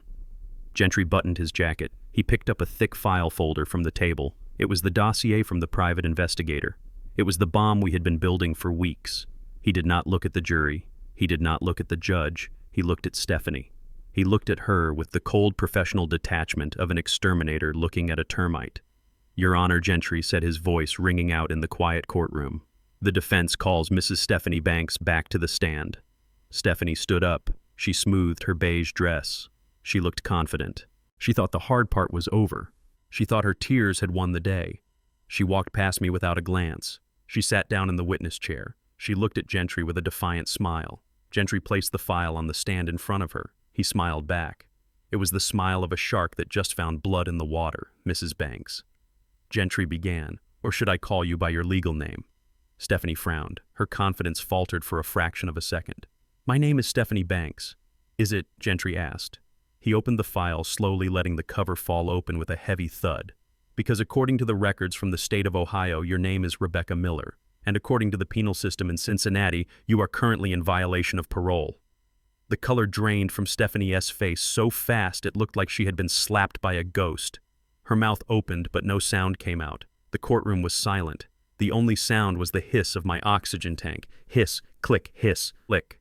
The countdown was over. The explosion had begun. The name Rebecca hung in the air like toxic smoke. It was a name from a past that Stephanie thought was buried under layers of lies and a new hair color. She stared at Mr. Gentry and her mouth opened and closed like a fish on a dock. She looked at the judge. She looked at her lawyer. She looked anywhere but at me. Mr. Vance stood up. "Objection, Your Honor," he stammered. "Relevance. What does my client S. name have to do with a promise made by the defendant? This is character assassination. It is character revelation," Gentry countered, his voice cutting through the room like a buzzsaw. "And it goes to credibility, Your Honor. The witness has sworn an oath under the name Stephanie Banks. If that is not her legal name, she has already committed perjury before answering a single question. And if she is a fugitive from justice, that is highly relevant to her motive for demanding $800,000 in cash." Judge Harrison looked at Stephanie. His face was hard. He leaned over the bench. "Ma'am," he said, "answer the question. Is your legal name Rebecca Miller?" Stephanie gripped the railing of the witness box. Her knuckles were white. Her face was gray. "It is my birth name," she whispered. "But I changed it. I started over." "You changed it 3 days after a warrant was issued for your arrest," Gentry said. He pulled a document from the file and held it up. He did not give it to her. He showed it to the jury. "This is a warrant from the Hamilton County Court in Ohio. It is for violation of probation. The underlying charge was theft by deception. Do you remember that charge, Mrs. Banks? Or should I say Rebecca?" Stephanie started to shake. It was not a subtle tremble. Her whole body was vibrating. "It was a mistake," she said, her voice rising in pitch. "I was young. I fell in with the wrong crowd." "You were 25 years old," Gentry said. "You were working as a home health aide, and the wrong crowd was an 80-year-old man named Walter Henderson. Do you remember Walter? I watched Jerome. He was sitting at the plaintiff table, frozen. He was staring at the side of his wife's face. He looked like a man who had just woken up in a room full of snakes. He had been holding her hand 5 minutes ago. Now he looked afraid to touch her." Gentry walked closer to the witness stand. He was relentless. He was a machine designed to dismantle lies. "Tell the jury what you did to Walter Henderson," Gentry said. "Tell them how you gained his trust. Tell them how you isolated him from his children. Tell them how you convinced him to put your name on his checking account so you could help him with groceries." "I helped him," Stephanie screamed. "I took care of him." "You took $50,000, Gentry roared. "You drained his life savings in 3 months. You bought a car. You bought clothes. And when his daughter found out you ran, you skipped town. You changed your name to Stephanie. You moved 3 states away. And you found a new target. He pointed a finger at Jerome. You found him, a young man with a wealthy father, a young man who was easy to manipulate. You did not marry for love, did you, Rebecca? You married for a retirement plan. Objection, Vance shouted. He was standing up, waving his arms. He looked desperate. He knew his case was dead. He was just trying to stop the bleeding. Overruled, the judge said. He was staring at Stephanie with cold, furious eyes. Gentry turned back to Stephanie. He lowered his voice. It was almost a whisper now, but it was louder than a scream. You have a type, Don, you. You like them old. You like them trusting. You thought Arthur Banks was going to be another Walter Henderson. You thought you could scare him. You thought you could isolate him. You thought you could take his money and leave him to rot.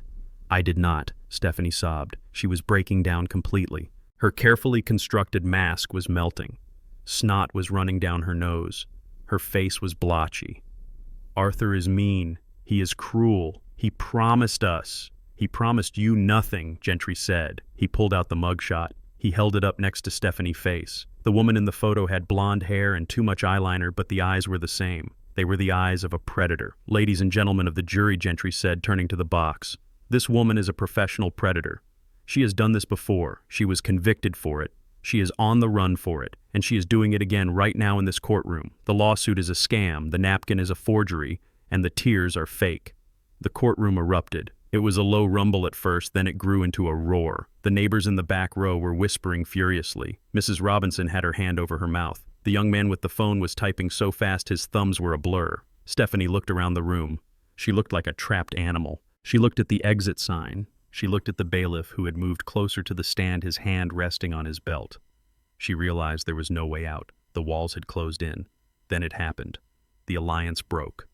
Jerome stood up. His chair scraped loudly against the floor. The sound cut through the noise of the courtroom. You told me you were a teacher, he said. His voice was shaking. It was not loud, but in the sudden silence, it sounded like a gunshot. Stephanie looked at him. Her eyes were wide. Jerome, please. You told me you lived in Dayton, he said. You said you taught preschool. You said you never had a parking ticket. You said your parents were dead. They are dead, Stephanie cried. You lied, Jerome shouted, his face twisted in pain. You lied about everything. You lied about who you are. Judge Harrison banged his gavel. Mr. Banks, sit down. Jerome did not sit down. He walked toward the witness stand. He looked like a man in a trance. He looked like he was seeing his wife for the first time. Did you steal from that old man? Jerome asked. Did you do it? Stephanie recoiled. Jerome, stop it. They are twisting it. Did you do it? He screamed. Yes, she screamed back. Yes, I took the money. I needed it, just like we need this money. I did it for us, Jerome. I did it so we could have a life. For us. Jerome laughed. It was a broken, hysterical sound. You did not do it for us. You did it for you. You played me. You played me for 5 years. He turned to look at me. His eyes were full of tears. He looked at the oxygen tank. He looked at the wheelchair. He looked at the father he had betrayed for a woman who did not exist. Dad, he whispered. I did not know. I swear to God, I did not know. I looked at him. I believed him.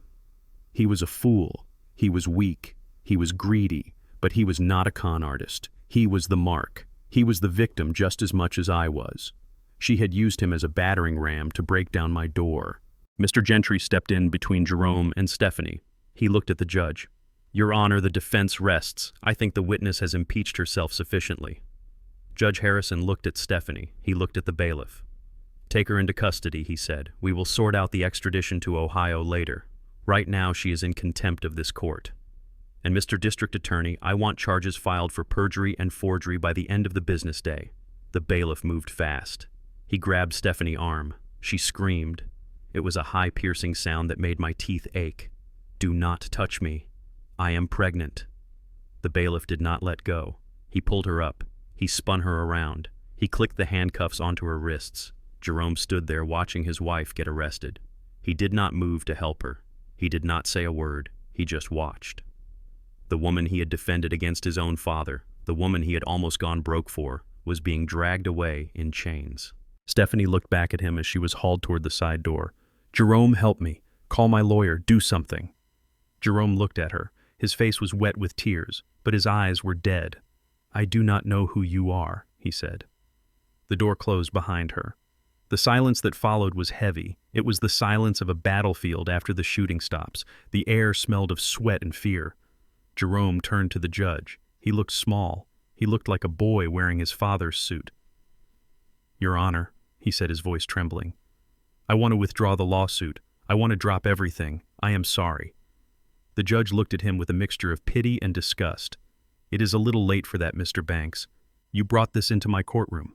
You swore an oath. You presented forged evidence. You are not just a spectator here. You are a plaintiff." Jerome looked at me. He took a step toward the defense table. "Dad." I raised my hand. I did not want to hear it. Not here. Not now.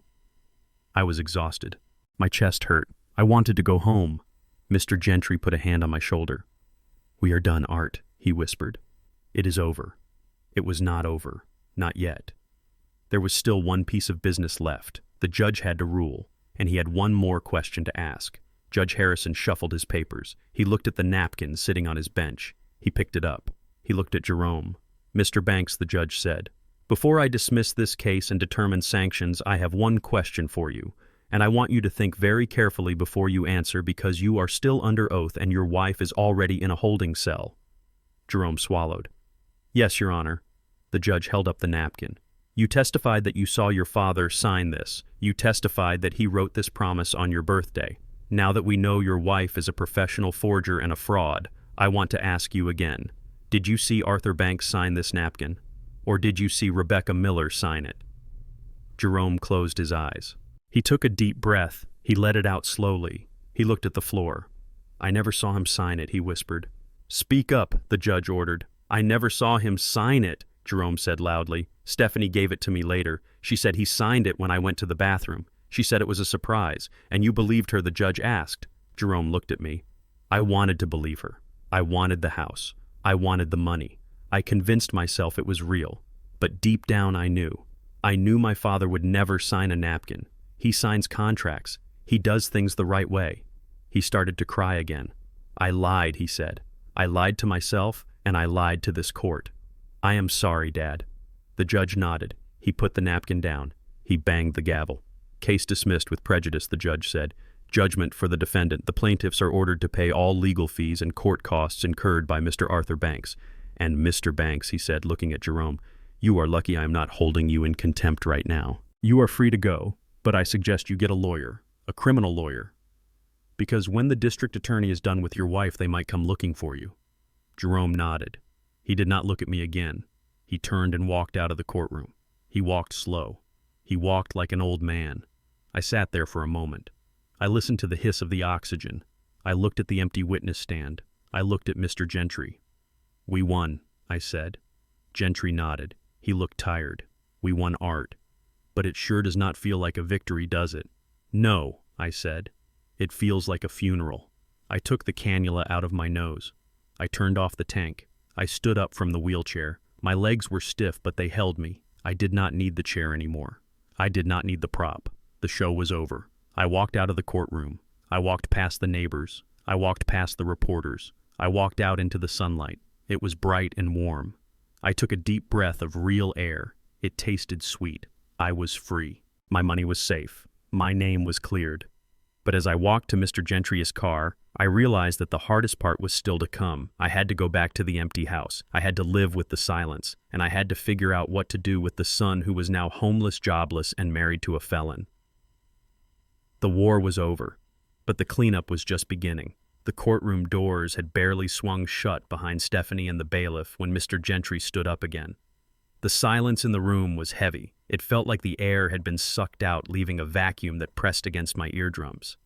Jerome was still standing at the plaintiff table, staring at the empty space where his wife had been. He looked like a man who had survived a car crash only to realize he was bleeding to death. "Your Honor," Gentry said, his voice low and respectful. "My client would like to address the court one last time. There is a matter regarding the alleged promise that needs to be clarified for the record." Judge Harrison looked at me. He nodded slowly. "Mr. Banks, you may take the stand. You are still under oath." I wheeled my chair back to the witness box. The motor hummed in the quiet room. I did not need the oxygen anymore, but I kept the cannula around my neck. I felt lighter. The woman who wanted me dead was in a cell, but but the man who broke my heart was still standing there, and I had one last truth to tell him. A truth that was going to hurt him more than any lawsuit. I parked the chair and looked at the jury. They were leaning forward. They knew the show was not over. Mr. Banks Gentry said, standing by the defense table, "You heard the testimony earlier. You heard the lies. But I want to ask you about the core of this dispute.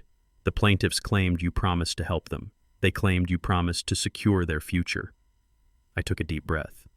"Yes," I said. Gentry paused. "Did you make that promise, Mr. Banks?"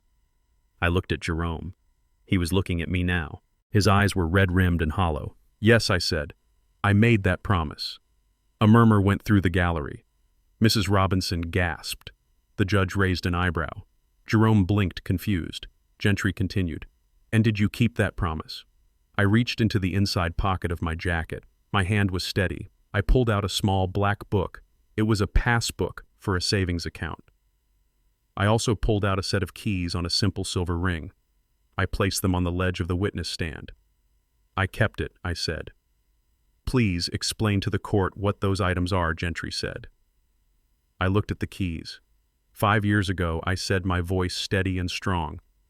5 years ago, on the day Jerome got married, I made a decision. I knew Stephanie was trouble. I knew she liked to spend money she did not have. But I loved my son. I wanted him to have security. I wanted him to have something that no one could take away from him. I looked directly at Jerome. "I bought a building," I said. "It is a 4-unit apartment complex on the east side. It is brick. It has a new roof. It is fully rented." Jerome's mouth fell open. "A building," he whispered. I ignored him. "I bought it in a blind trust," I continued. "I named the trust the Jerome Banks Future Fund. I have been managing it for 5 years. I collect the rents, I pay the maintenance, I pay the taxes, and every single dollar of profit goes into this passbook savings account." I held up the black book. "How much is in that account?" Mr. Banks Gentry asked. I opened the book to the last entry. $212,450.16, I said. The courtroom was silent. You could hear a pin drop. $200,000. Cash. Sitting in a bank. "And the equity in the building?" Gentry asked. "It is paid off," I said. "It was a foreclosure. I fixed it up myself. It appraised last month at $850,000. Jerome started to shake. He grabbed the edge of the table. "Dad," he choked out. "I did not stop. I was not done. I was waiting," I said. "I was waiting for the right time. I wanted to make sure you were ready. I wanted to see you mature. I wanted to see you stand on your own 2 feet before I handed you $1 million in assets." I picked up the keys. They jingled. It was a cheerful sound in a sad room. "Next Tuesday is the 12th, I said. Jerome put a hand over his mouth. He knew what the 12th was.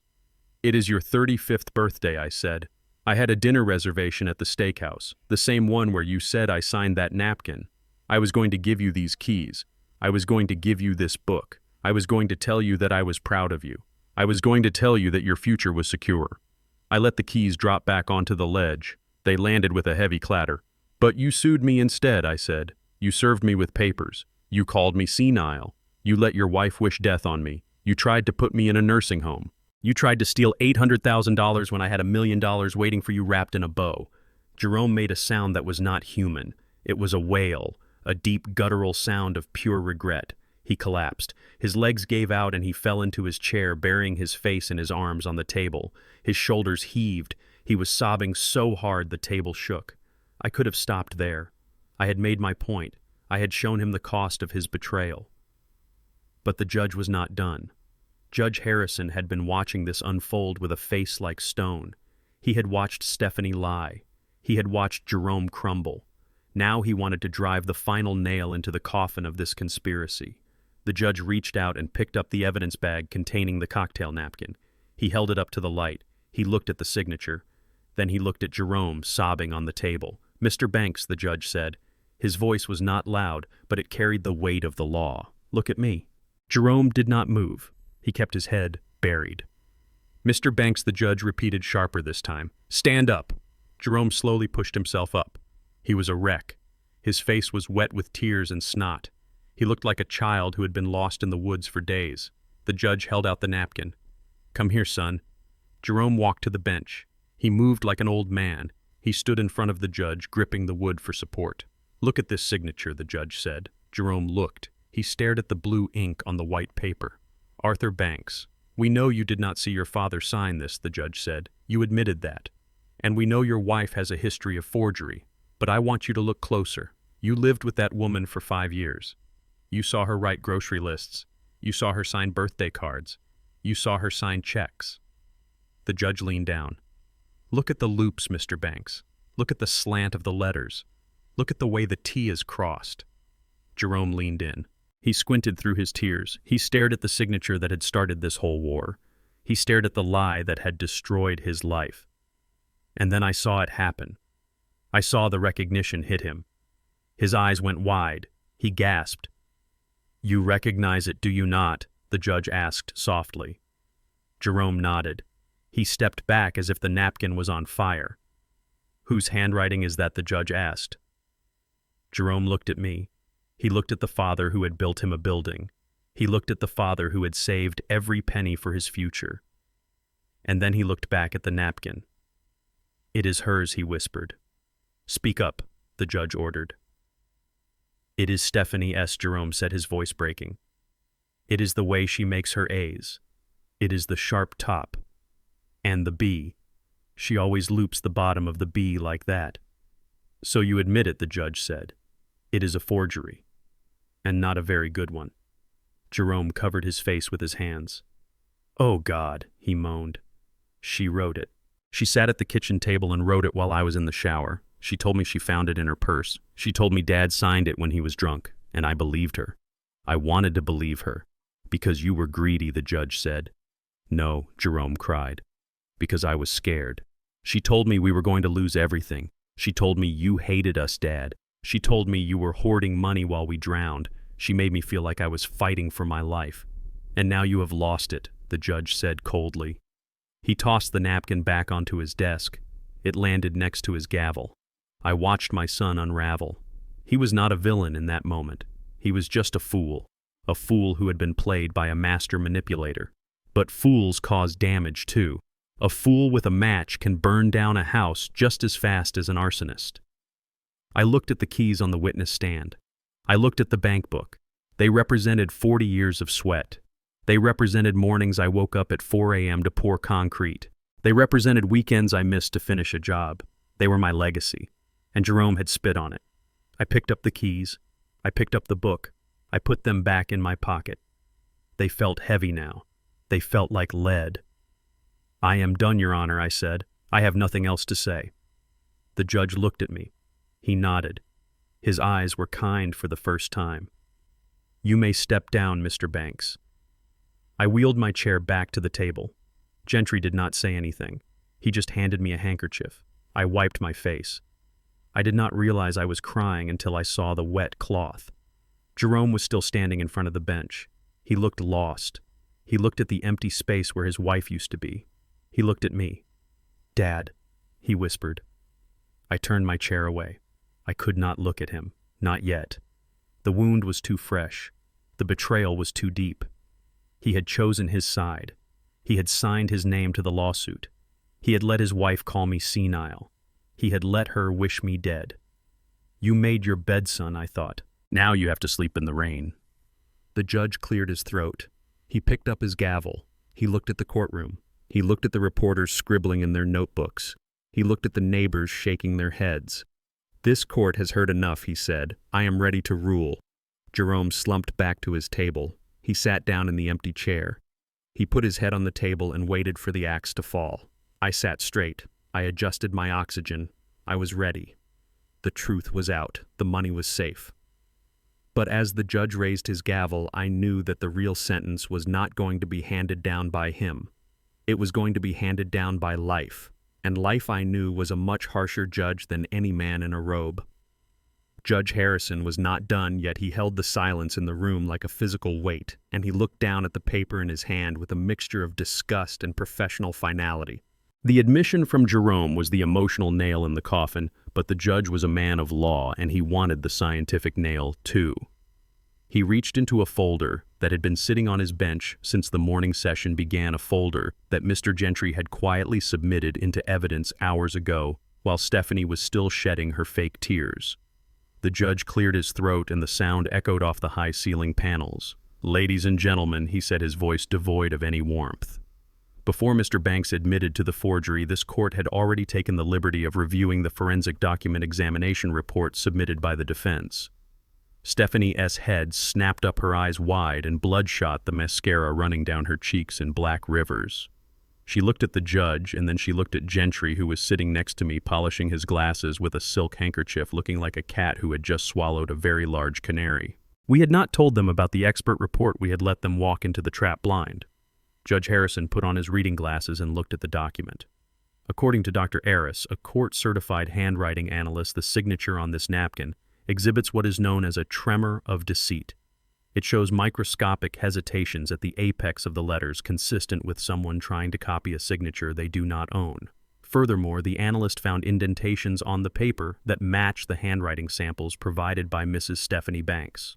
The judge looked over his glasses at Stephanie. In other words, Mrs. Banks, even if your husband had not just confessed, science had already condemned you. You did not just forge a signature, you forged it badly and you left your fingerprints all over the crime scene.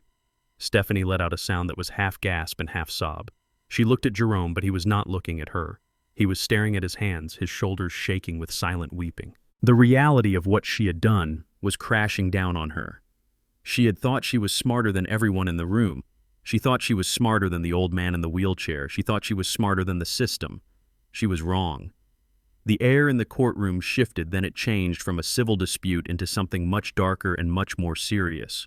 The bailiffs who had been standing against the wall took a step forward, their hands resting on their belts. The court reporter stopped typing for a second, sensing the change in the atmosphere before her fingers flew across the keys again, trying to capture history.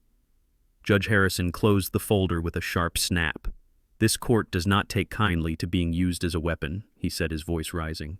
"This court is a place of truth, and you two have turned it into a theater of lies. You filed a frivolous lawsuit based on a forged document. You perjured yourselves on the stand. You attempted to use the power of the state to strip an elderly man of his dignity and his property." He looked at Stephanie, and his eyes were cold, hard flint.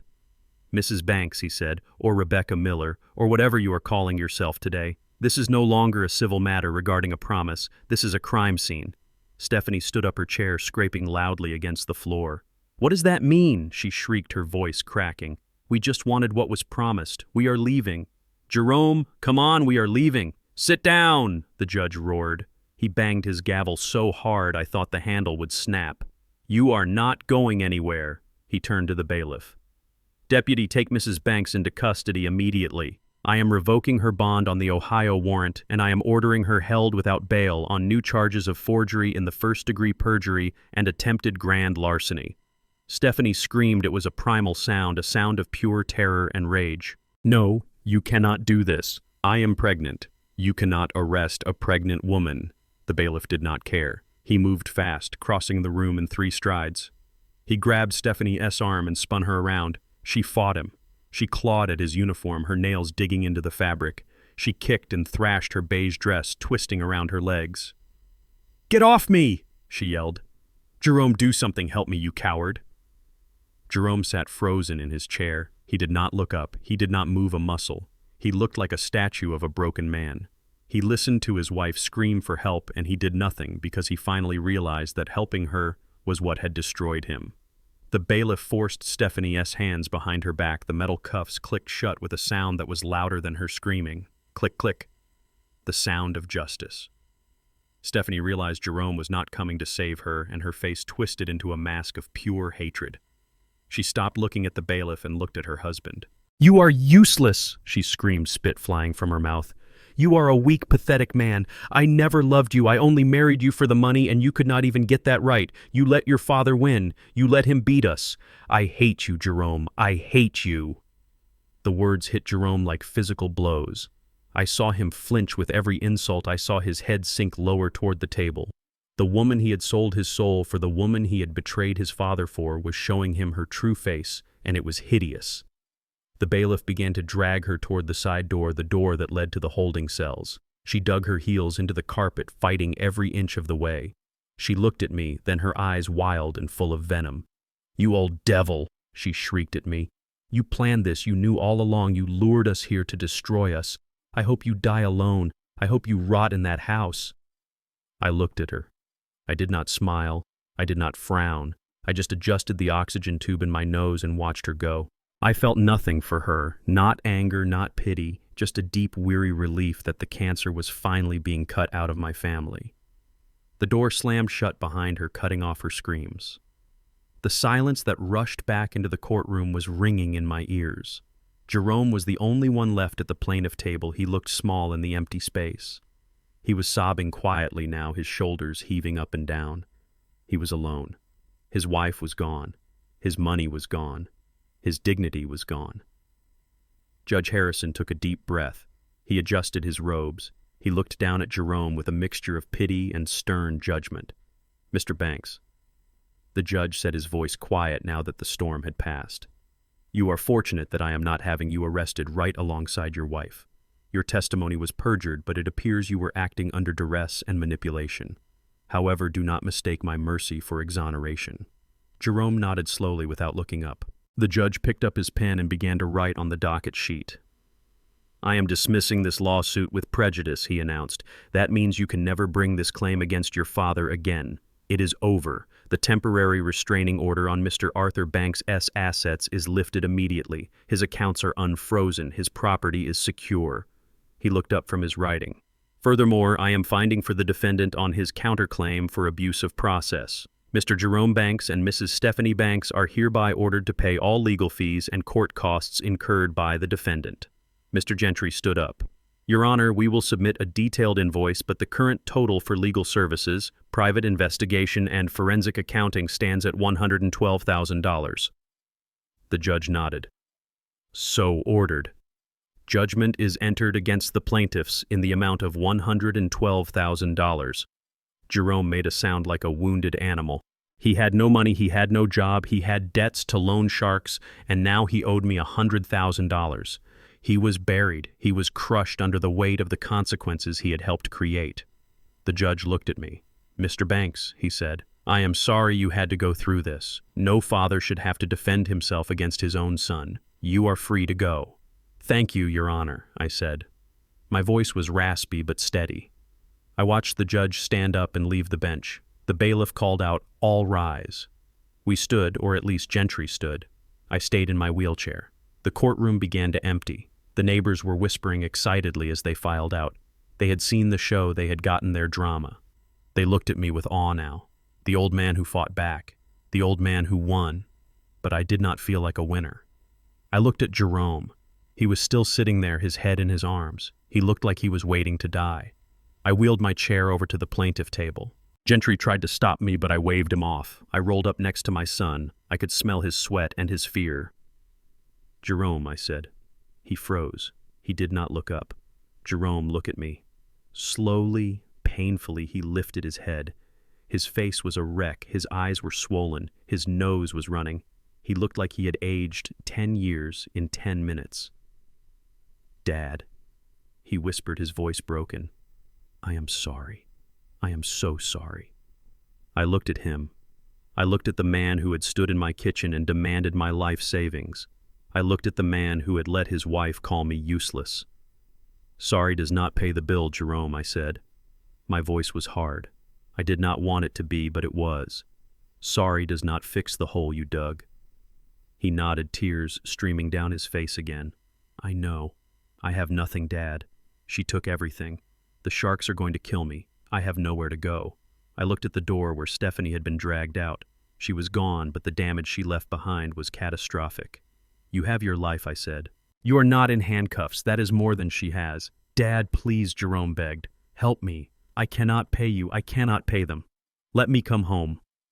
Just for a while. Let me sleep in my old room. I will work. I will pay you back. I swear."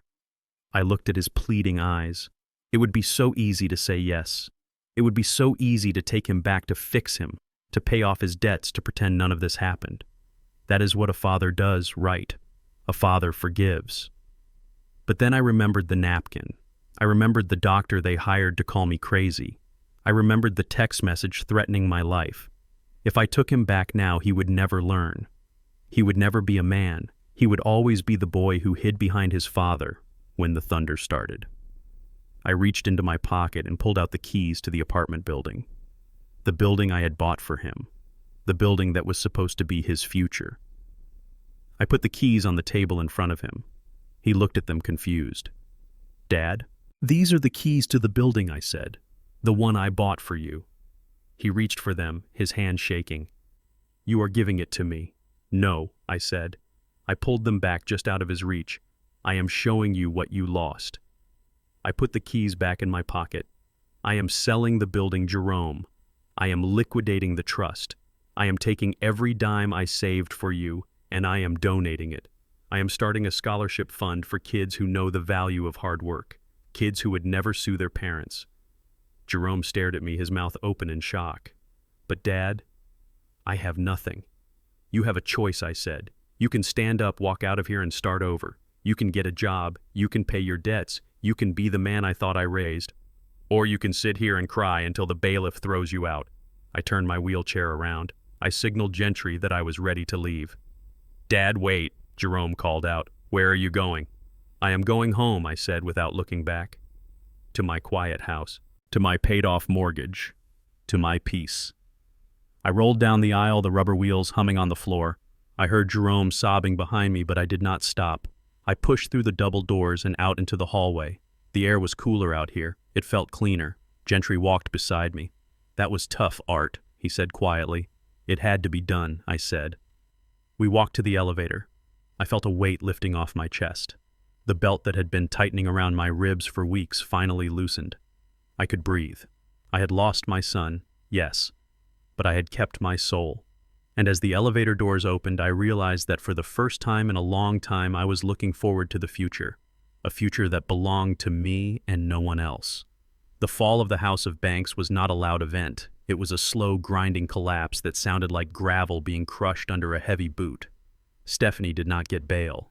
The judge looked at her history of flight and her history of fraud, and he sent her straight to the county lockup. Her trial 6 months later was a formality. The evidence was overwhelming. The forensic accountant Mr. Gentry hired had done his job too well. He found every dollar she stole, every signature she forged, and every lie she told. She pleaded guilty to avoid a federal indictment. The judge gave her 5 years in a state penitentiary, 5 years to think about the difference between a promise and a crime. Jerome did not go to prison, but he entered a prison of his own making. The law is a tricky thing. When you marry someone, you marry their debts too, especially in a community property state. The $400,000 Stephanie owed to credit card companies and casinos became Jerome's burden.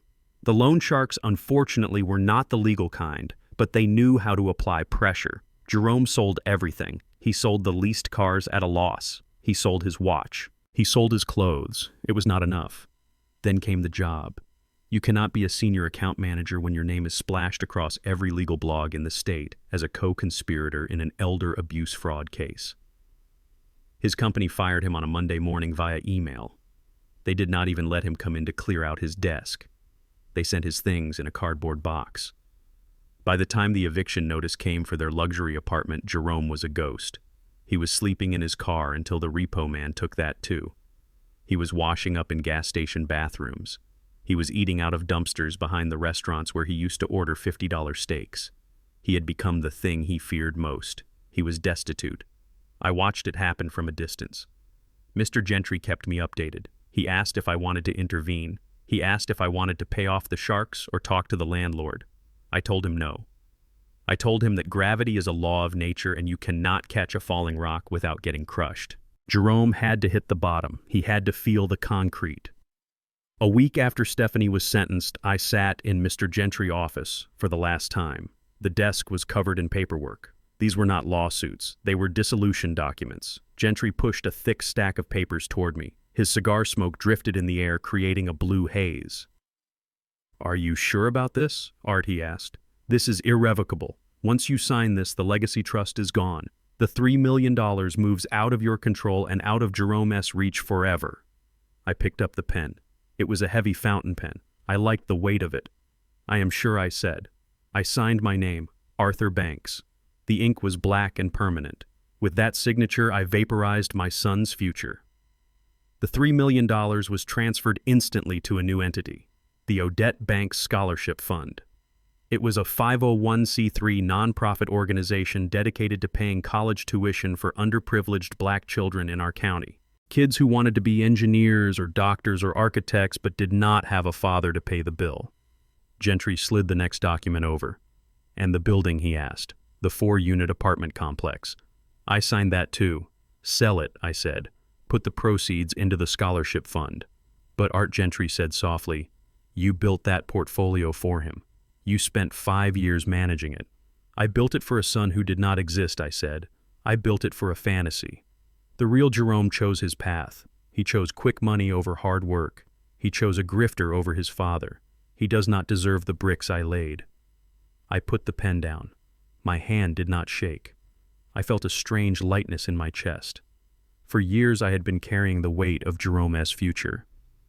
I had been worrying about his security. Now that burden was gone. I had given it to the universe. I had given it to kids who would appreciate it. I stood up and shook Gentry's hand. Thank you, Marcus, I said. You are a mean son of a gun. Gentry grinned. That is why you pay me, Art. Go home. Drink some wine. You earned it. I drove home in the rain. It was a cold, relentless rain that washed the dust off the streets. The sky was black and heavy. I pulled into my driveway. The garage was empty because I had sold my tools, but the house was warm. I walked inside and locked the door behind me. I turned on the lamps. I put a jazz record on the turntable. Coltrane. Odette loved Coltrane. I was pouring a glass of red wine when I heard it. A knock. It was not a confident knock. It was weak. It was hesitant. It sounded like a wet branch hitting the wood. I knew who it was before I opened the door. I could feel him. I walked to the foyer. I turned on the porch light. I unlocked the deadbolt and pulled the heavy oak door open. Jerome was standing there. He was shivering. He was wearing a t-shirt and jeans that were soaked through. He had no coat. He had no shoes. His feet were muddy and bleeding. He looked thin. His cheekbones were sharp. His eyes were hollowed out caves of despair. He looked at me. He tried to speak, but his teeth were chattering too hard. Dad, he stammered. Please. I looked at him. I looked at the boy I had raised. I looked at the man who had sued me. I looked at the stranger shivering on my mat. Can I come in? He whispered. Just for tonight. I have nowhere else. It is cold, Dad. I am hungry. I looked past him at the rain falling in sheets. I thought about the scholarship fund. I thought about the kids who were going to go to college because of this pain. Then I reached behind the door. I picked up a bundle I had prepared 3 days ago. I knew this moment was coming. I handed him the bundle. It was a heavy-duty thermal sleeping bag rated for 0 degrees. On top of it was a laminated piece of paper. What is this? Jerome asked, his voice trembling. It is a sleeping bag, I said. And a list. A list of what? Shelters, I said. The mission downtown opens at 6. They have hot soup. They have beds. They have job placement programs. Jerome stared at the bundle. He did not take it. You are not letting me in, he said. His voice broke. You are really not letting me in. I leaned against the doorframe. I looked him in the eye. Jerome, I said. My voice was calm. It was the voice of a man who has no more anger left, only clarity. I taught you how to walk. I taught you how to read. I taught you how to be a man. But you chose to be a slave. You chose to be a slave to greed. You chose to be a slave to a woman who hated us. You chose to be a slave to your own weakness. Dad, please, he sobbed. I am your son. You are my son, I corrected him. Now you are a man facing the consequences of his actions. If I let you in now, Jerome, I rob you of the only lesson that matters. You have to save yourself. I shoved the bundle into his chest. He grabbed it instinctively. Go to the shelter, I said. Get a job. Wash dishes. Sweep floors. Earn a dollar that belongs to you. Build your own life, Jerome, because you burned mine down. But I have nothing, he cried. You have the truth, I said. That is more than you had 6 months ago. I stepped back. Don T, come back here, Jerome. Not until you can look me in the eye and tell me you are a man again. Not until you have calluses on your hands and pride in your heart. Until then, you are a stranger. I grabbed the door handle. Dad, wait. Goodbye, son. I slammed the door. The sound echoed through the house. I turned the deadbolt. Click. I turned the second lock. Click. I stood there for a moment listening. I heard him crying on the porch. I heard him scream my name once. Then I heard the heavy, wet sound of footsteps walking away into the rain. I did not feel guilty. I did not feel sad. I felt clean. I walked back to the kitchen. The record was still playing. The saxophone was crying low and sweet. I picked up my wine glass. I walked to the mantelpiece where Odette's photo sat. She was smiling in the picture, wearing her Sunday hat. I raised the glass to her. We did good. Odette, I whispered to the empty room. We raised him. We loved him. And when he fell, we let him hit the ground so he could learn how to stand up. I took a sip of the wine. It was rich and warm. I looked around the house I built. It was quiet. It was peaceful. It was mine. I sat down in my armchair and closed my eyes. The rain drummed against the roof, a steady rhythm that washed away the past. Tomorrow I would go to the hardware store. I needed to buy some new tools. I had a lot of work to do. And for the first time in a long time, I was ready to get started. I learned the hard way that you cannot buy respect no matter how much you sacrifice. For years, I thought being a good father meant shielding my son from the storm, but I only taught him how to drown when the rain finally came. True love is not an open wallet. It is the courage to let people face their own consequences, even when it breaks your heart. I lost the family I thought I had, but I regained the dignity I almost threw away. In the end, peace is the only currency that truly matters, and it is something you have to earn for yourself. If you believe that loyalty cannot be bought, hit that like button and subscribe for more stories of justice. Tell me in the comments, would you have opened the door